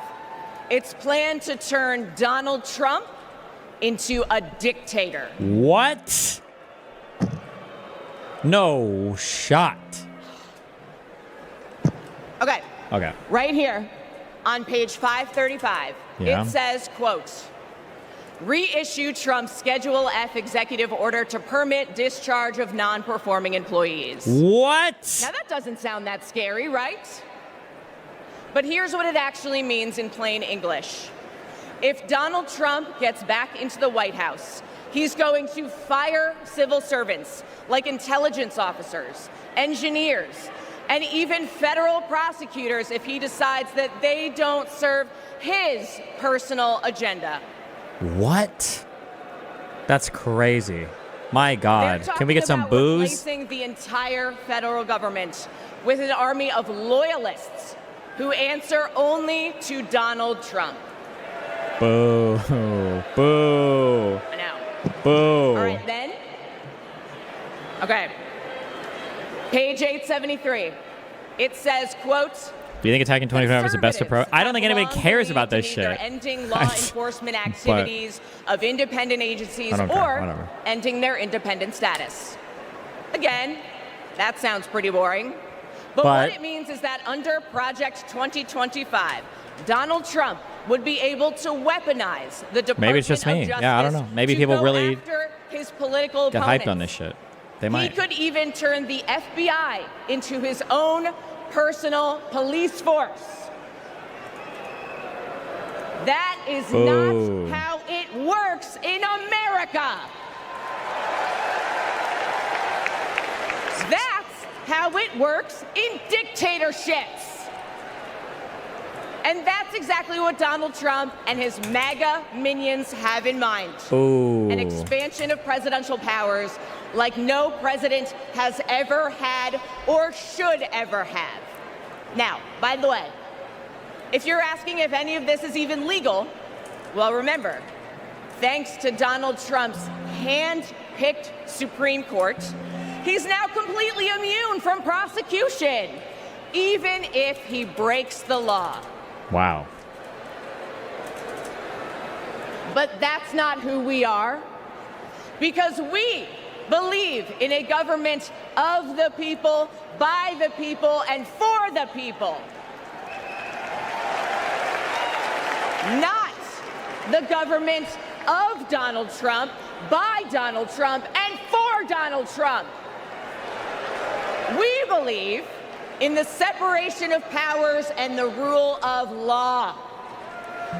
We believe in a system built up to serve everyone, not breaking a system to serve one petty, selfish man. True. The truth is, there's only one way to stop him, and to stop Project 2025. How do we do it? We elect Kamala Harris this November.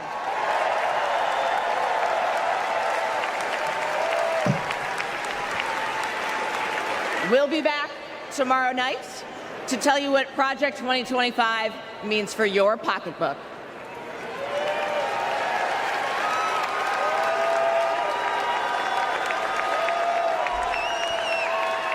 Please welcome California Senator LaFonza Butler.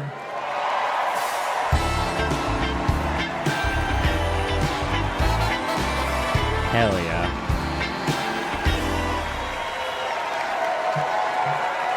Hello, Democrats. California delegates, make some noise. It's great to see so many familiar faces.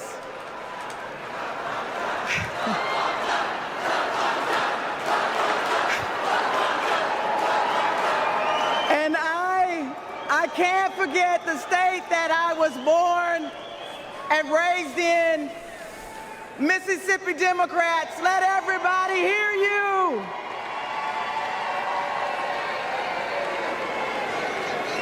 Democrats, before I joined the Senate, I was a leader in the labor movement.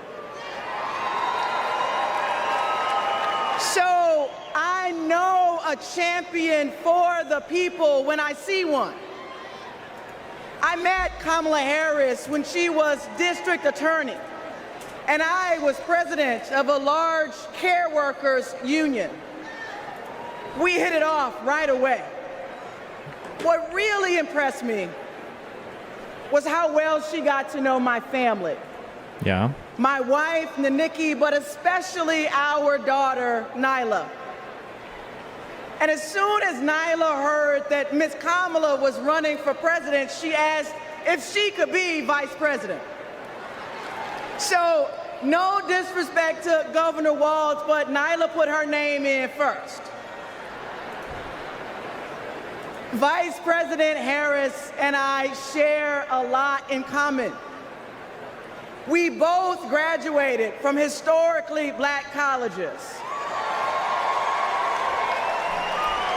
Me from Jackson State University. the Vice President from Howard University. We were both raised by mothers who worked fiercely to provide for us. And we both believe that every single one of us has the power to change the world when we choose to do it together. You see, Kamala Harris has always understood the assignment. Yeah. No matter if she were the underdog, no matter the bullying or the name calling, she never doubted that our best was still ahead. She knew a better future was possible if we stood side by side with our neighbors and we fought for it. No matter what language they spoke, no matter what country they came from, no matter the size of their bank account. And that's what she did.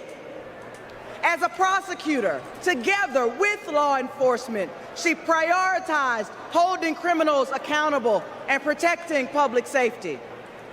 As state attorney general, together with students, she put a scam college out of business.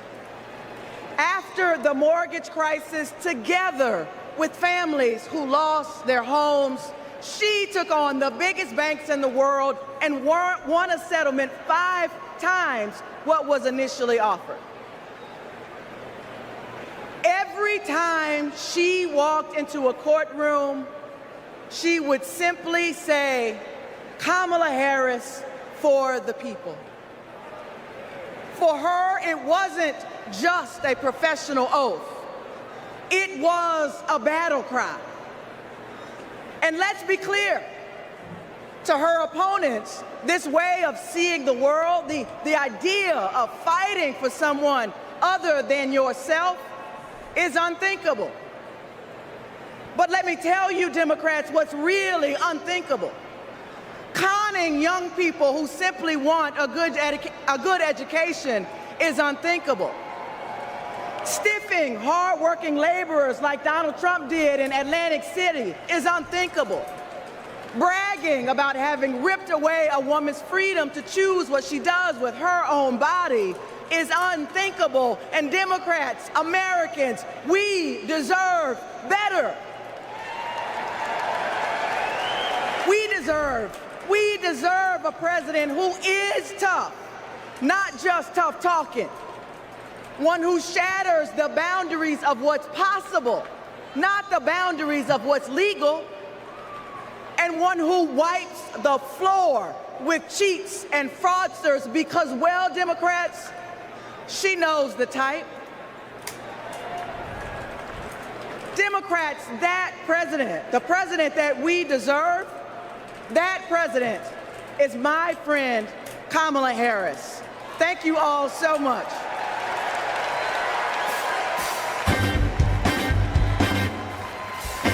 Yes.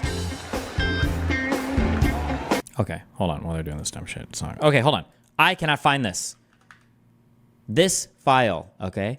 Documents on file with the Select Committee to investigate the January 6th attack on the United States Capitol. This particular file, there was a memo on October 26th. I can't find this fucking file. I don't know if they just didn't upload it or if I'm not searching correctly, but I cannot find this. Somebody find this.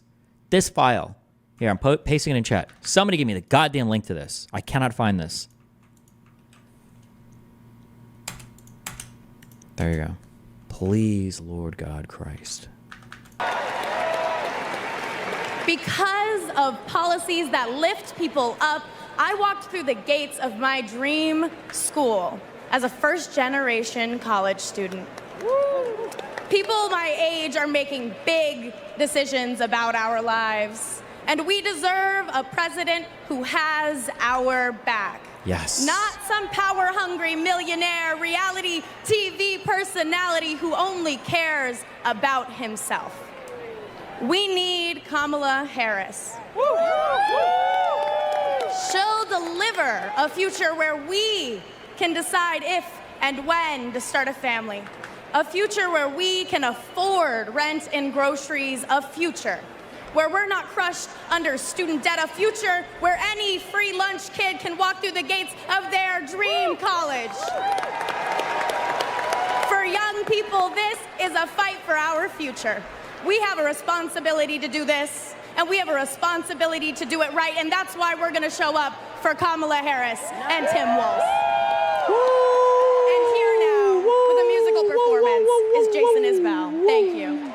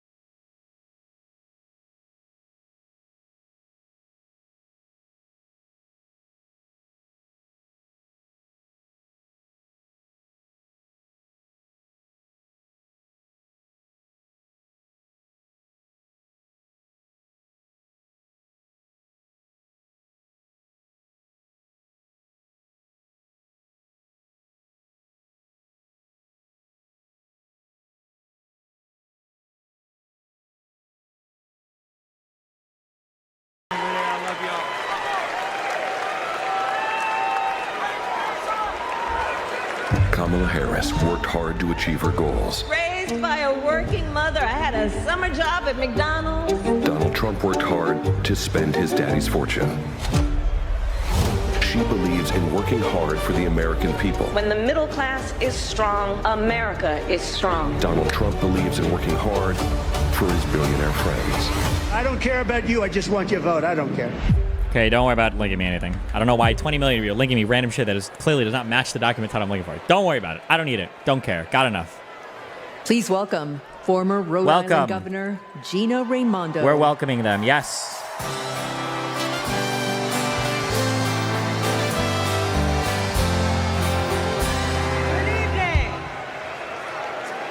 Hello, Democrats. Hello, Chicago. Wow, Austin Tunes, thanks for subbing. It's a great honor for me to be here this evening. You know, long before I was the governor of Rhode Island, I was a little girl growing up there in a middle-class family. Fuck. My dad Cringe middle class. found his American dream in a watch factory in Providence. We hate the middle class here, boys. That job gave him a way to provide for our family, a community for him to belong to, and so much pride. But like so many Americans in the 80s, after 25 years of his hard work, his job and the job of all of his friends was shipped overseas. You know, years later, my dad said to me, "Gina, this happened because our leaders let us down." And my father was right. The Republicans in power who pushed failed economic strategy. Let's just cut taxes for the wealthy and leave everybody else behind. Well, not only did my father lose his job, but frankly, manufacturing left my state. Manufacturing withered in Rhode Island and all across this nation. In communities all across America, factories shuttered. Communities got hollowed out. Damn. And people were left without their job, without hope, without the dignity that comes with a decent job. Jesus. And you know, Republican economic policy failed Rhode Island. How do I know that? Because when I took office, first Democrat elected governor in a couple of decades, I inherited one of the worst economies in the country. It was a mess. But we got to work and we turned it around. We turned it around with a pro-business, pro-worker agenda. Yes. Kamala Harris has that same agenda. Thank God. She knows we need an economy where the costs are low and opportunities abound. An economy where people can show up to their jobs with dignity and pride. She has a new economic vision for America. You know how she knows that? She knows it because just like me, Kamala Harris grew up in a middle-class home.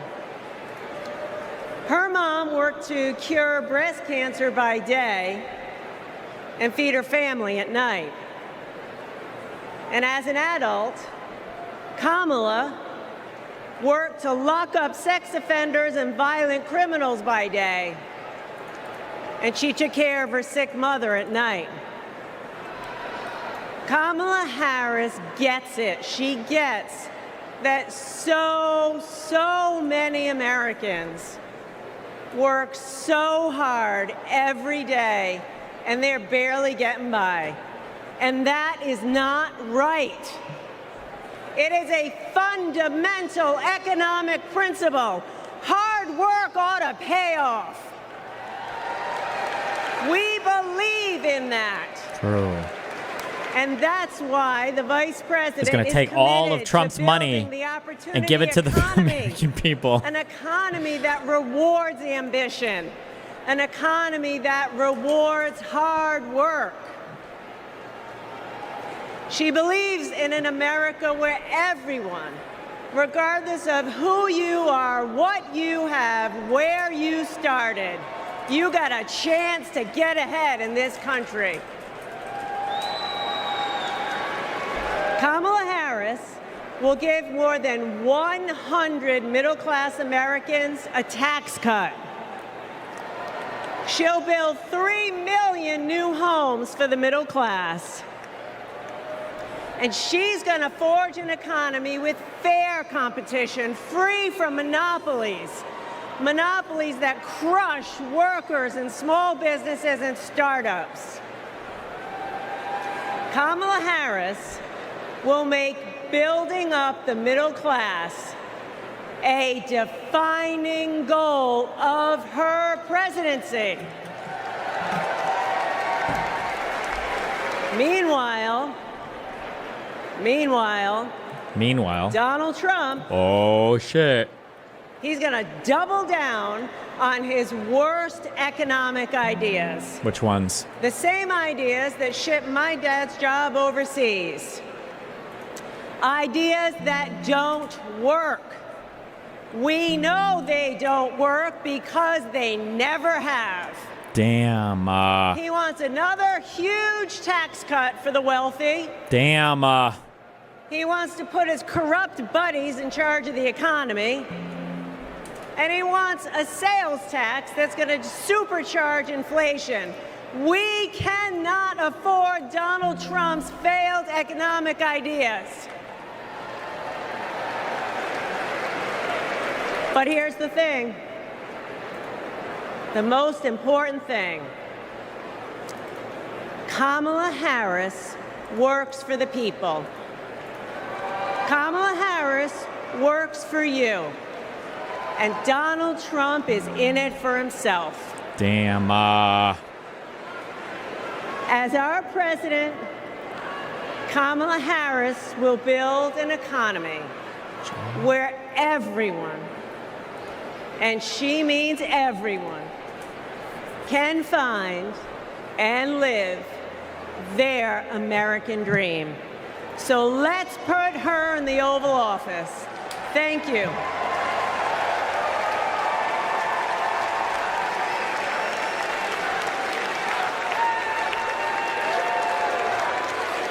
Don't know why, but I feel like freedom.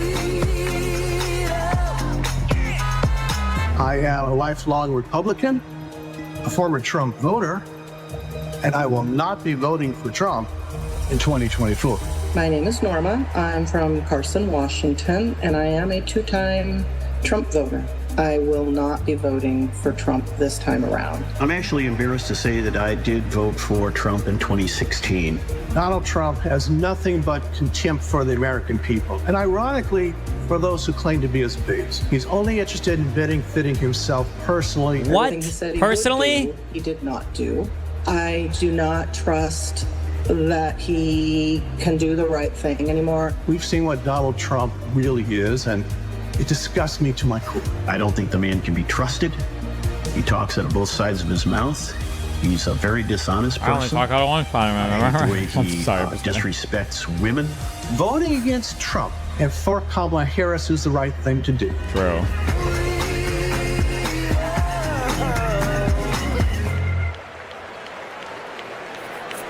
Please welcome New York Governor Kathy Hochul.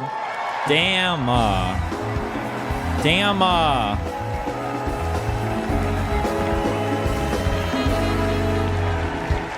Hello, Democrats. Are you ready to elect Kamala Harris, the first president of the United States? Yes, The you first are. one? Yes, you Holy are. shit. Friends, like so many of us, my grandparents came from Ireland as teenagers with nothing but hope in their hearts and fire in their bellies. They built their lives in the promised land of Buffalo, New York. Ugh. What? Boo. A union card meant good work at the steel plant. The steel plant that lifted my parents from living in a trailer to the middle class.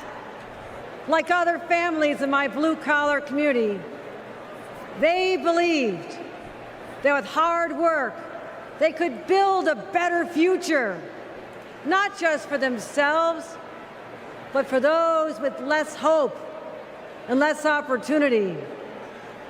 I'm proud of my roots and the values I learned. Grit, determination, compassion. Kamala Harris and Tim Walz grew up with those same values. And those values have always defined the people of my state. Wow. Oh, she does the Biden thing, kind of. Well, most of us anyway. It's a Trump Donald joke. Trump was born a New Yorker, Oh, no. but ended up a fraud, a philanderer, and a felon. True. He wasn't raised with the New York values that I know. He never had to worry about childcare costs or groceries or rent. Or if you're from Buffalo, where to never park your had to trailer. I'm worry just about kidding. I'm so sorry. I don't know why I'm shitting on Buffalo people. My or bad. anyone but himself. Trust me, America. If you think you're tired of Donald Trump, talk to a New Yorker. Wow. Clappa, yes. We've had to deal with him for 78 long years. The fraud, the tax dodging, the sham university, the shady charities. We've seen him stiff contractors, rip off workers. He abuses women, brags about it, and then takes away their rights. And New Yorkers are sick of it. It's no wonder he had a fleet of Mar-a-Lago. Sorry about that, Florida. Sorry about that. Trump hasn't spent much time in New York lately, except that is to get convicted of 34 felonies. And that's just fine with us, because New York's motto is Excelsior, ever upward. And Trump takes us ever downward. Because here's what Trump never understood. What? America isn't a luxury good to be bought and sold by the privileged and powerful few. Damn. America, we just can't afford another 4 years of that. We have kids to feed, roads to build, jobs to create, real problems to solve. And we need leaders who can get it done. Trump talked big about bringing back manufacturing jobs. But you know who actually did it? Obama. President Biden him and too. Vice President Kamala Harris. Thank you, Joe. Thank you, Kamala. And look no further than the city of Syracuse, where a company called Micron is building a $100 billion microchip factory with union labor. Clappa. Oh my God. It's the largest private investment in American history. And it's going to create 50,000 good-paying jobs. The Biden-Harris administration has made the most significant investments in our economy in generations. And as president, Kamala Harris will continue to build an opportunity economy for all. My friends, history's watching us. Together, we must protect abortion rights. Together, we must protect the middle class. Together, we must protect the American dream. And together, we must elect Kamala Harris President of the United States. Thank you.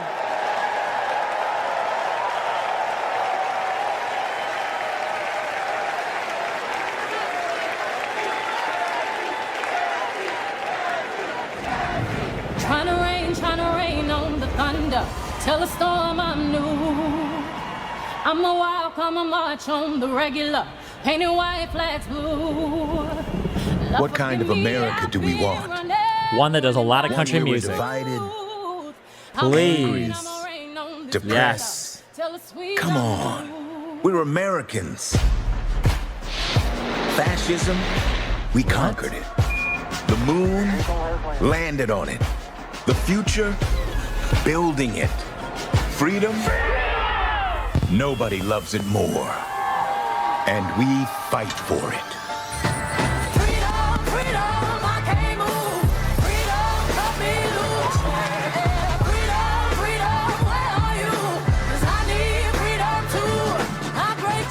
Freedom from control. Freedom from extremism and fear.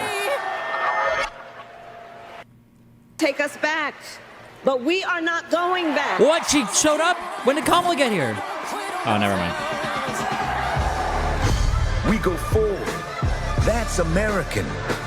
And we need a leader who is for the people. Ours is a fight for the future. Kamala Harris, protecting people from predators and big drug cartels, holding Wall Street banks accountable. A crime perpetrated against our middle class. Standing up to dictators and fighting for all of us. I say we fight. That's our choice, a prosecutor or a felon. Are you ready to make your voices heard?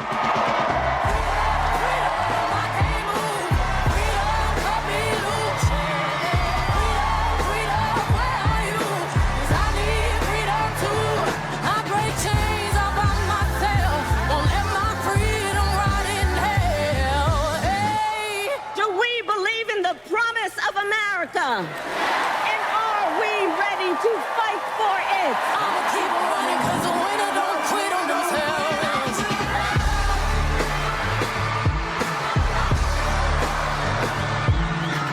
And when we fight, we win.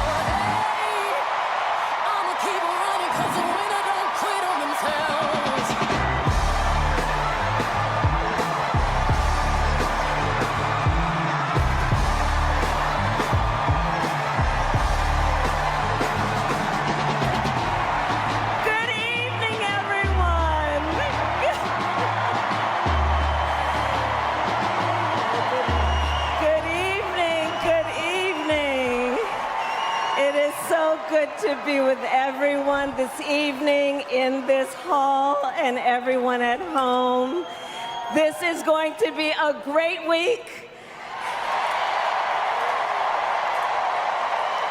And I want to kick us off by celebrating our incredible President Joe Biden,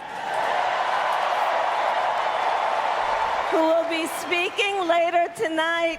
Oh Joe, my God. Thank you for your historic leadership, for your lifetime of service to our nation, and for all you will continue to do. We are forever grateful to you.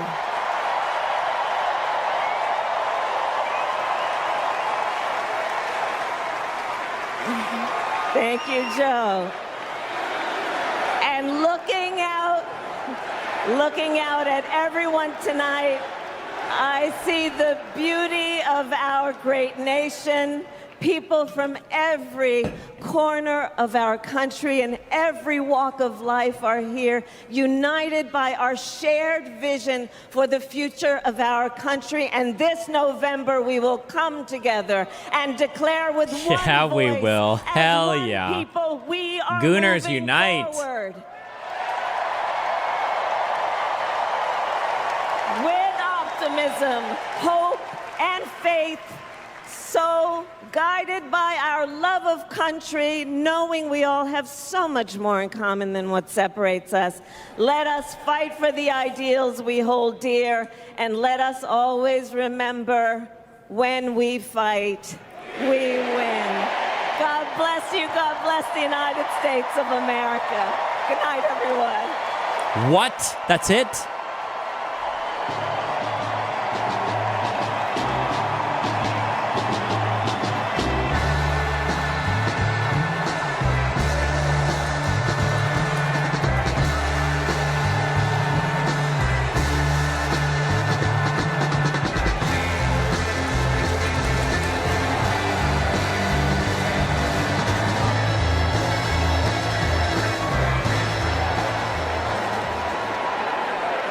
Please welcome actor and director Tony Goldwyn.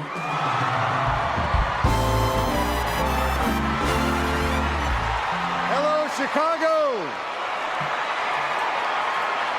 And hello to everyone tuning in from all across America. Welcome to the first night of the Democratic National Convention. Now, how is that for an opening act? I'm just saying.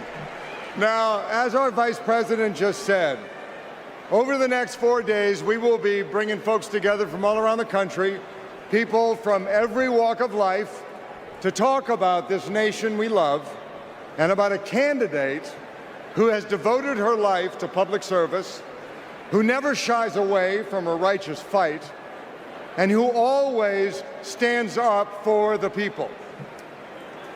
We are going to talk about the choice America faces in this election. It's a choice not just between two very different candidates, but between two very different futures. We will hear from everyday Americans about what is truly at stake in this campaign. The future of our middle class, the future of reproductive rights, the future of our climate, our security, our schools, the future of our freedom, the future of our very democracy. We will see the vision of our nominee. It is a vision of stability, security, and opportunity for everyday Americans, where we continue to grow this economy by growing the middle class, and where the safety of our children, our families, and our communities are a fundamental civil right. It is a future where, instead of scoffing at allies and fawning over dictators, our president stands up for our friends, faces down our adversaries, and American democracy remains a beacon of hope and inspires the world to take on our biggest challenges together. We'll learn the story of a leader who has dedicated her life to doing the work of making good on the promise of America. A leader who understands the middle class because she grew up in the middle class. A leader who has taken on powerful interests at every step of her career and fought for the rights and freedoms of all of us. And then, of course, we will hear again from the Democratic nominee herself, the next President of the United States of America, Kamala Harris. My God. Because she has a message for us. It is a message that's joyful, not mean-spirited. A message of public service, not self-service. A message of optimism and opportunity, not chaos and division. A message that has woken us up to who we are, to who we've always been. Because Americans are not a cynical people. We are not small-minded. And whether we realize it right now or not, we are currently already writing a new chapter of the American story. And we can dream as big as we want. So I just want to ask you, are you excited? Are you excited, guys? You should be. Well, good. Are you ready? Okay. Well, then I challenge you to make this the moment you get off the sidelines and into the game. So I want you to text JOIN to 30330 and get involved. Because when we fight, what happens? We win. We win. And we are going to win this thing together. And while we're doing it, we are going to have a whole lot of fun. So let's get started.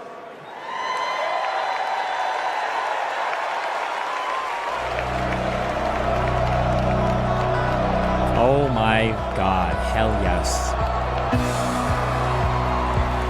Please welcome 9-time NBA champion and coach of the 2024 Olympic gold-winning men's basketball team, Steve Kerr.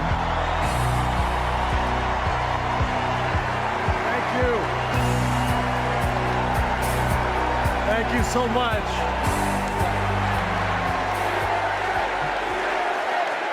Thank you. Next thing I'm looking for those that are bored. I know you're out there. Find me this file. Fun to be back here in the United Center. And as you guys know, a lot of good stuff has happened in this building, especially in the 90s. You young people, Google Michael Jordan and you can read all about it, okay? So there was an amazing vibe in this building back in those days, and I feel that same winning spirit here tonight. So the last time I was in a packed basketball arena was in Paris, France. 9 days ago, some of the best players on earth, 12 incredible American men, came together to win Olympic gold. And the next night, I was back in that same building watching 12 more of the best players on earth. Our incredible American women do the same thing. Oh my God. And I cannot think of a better metaphor for what this country is all about than the way Team USA came together at the Olympics. We had players from across our wonderful country, players who have trained and fought relentlessly, shed tears trying to beat one another throughout their careers, joining forces to wear the red, white, and blue. And when we won, the American flag raised to the rafters, the national anthem playing, gold medals draped around the necks of our players, whose hands were held over their hearts. It was the proudest moment of my life. Thank you. USA, hell yeah. Thank you. Now, I could never have imagined that a few days later I would receive an invitation to step into a different kind of arena. And so here I am. In the Thunderdome. I know very well that speaking out about politics these days comes with risks. I can see the shut up and whistle tweets being fired off as we speak. But I also knew as soon as I was asked that it was too important as an American citizen not to speak up in an election of this magnitude. Are these memos supposed to be public? The yeah, reason it's footnote I said 86. yes to speaking here tonight is that as a coach and former player, as a husband, a son, a father, even a grandfather, and as an American, I believe in a certain kind of leadership. I believe that leaders must display dignity.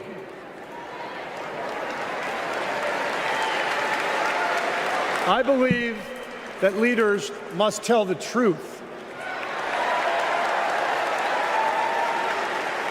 I believe that leaders should be able to laugh at themselves. I believe leaders must care for and love the people they are leading. I believe leaders must possess knowledge and expertise, but with the full awareness that none of us has all the answers. True. And in fact, some of the best answers often come from members of the team. And if you look for those qualities in your friends or your boss or an employee or your child's teacher or your mayor, then shouldn't you want those same qualities in your president? Yes. And when you think about it that way, this is no contest. With Kamala Harris and Tim Walz, I see all those qualities. They have devoted their lives to serving other people. Whether Vice President Harris was defending her community in the courtroom, or Governor Walz was inspiring the next generation in the classroom, or on the field, for that matter. By the way, coach to coach, that guy's awesome. Oof. Oof. My God, epic. I have to say, Coach Walz, way too much reliance on the blitz in '99 against Mankato East. Oh my strong God. Defensive line. I would have played more press coverage with your corners and then dropped the safeties into a Tampa 2. Sports references, yes. That's just me. Hell yeah. Oh Sorry. My God. Epic. I wanted you to know how I feel every day of the NBA season. All right? Yeah. But listen, the joy, the compassion, the commitment to our country that we saw at the Olympics, that is what Kamala Harris and Tim Walz have. And it is what our country needs. Leadership, real leadership. Not the kind that seeks to divide us, but the kind that recognizes and celebrates our common purpose. Think about what our team achieved with 12 Americans in Paris, putting aside rivalries to represent our country. Now imagine what we could do with all 330 million of us playing on the same team. Not as Democrats, not as Republicans, not as libertarians, but as Americans who know the greatness of this nation doesn't come from any one of us, but from each of us doing our part to build a more perfect union. That vision is what this campaign is all about. It's why I'm here tonight. And it's why I'll be getting out every day to help people get out and vote on November 5th and elect Kamala Harris and Tim Walz as the next president and vice president of the United States.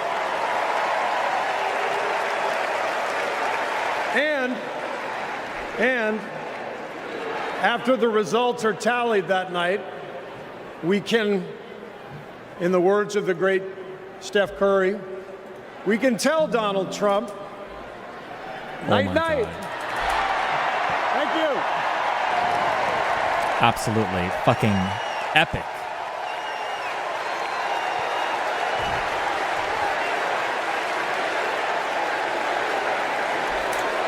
Let me tell you folks in Ohio and in this area, don't sell your house. Do not sell it. That's him. We're going to get those jobs coming back, and we're going to fill up those factories. So what's going to happen? But Trump lied and abandoned Lordstown. This is about a community. It's going to be a big change to go somewhere else. The GM factory in Lordstown did close, putting thousands of people out of work. Because Donald Trump doesn't care about our communities. All those jobs went away, and he did nothing. He did not do one thing for those workers there. He didn't come and make promises. He came and made false promises. Kind of lost hope in everything. I don't really want to leave. But then something changed. Instead of lies and broken promises, Joe Biden... Okay. This has been simply fucking epic. One of the most epic things I've ever seen in my life. But I have a meeting at 9:30, so I love you guys. It's been fun. We'll cover some of the epic... something epic. And it's so epic. Okay, be careful.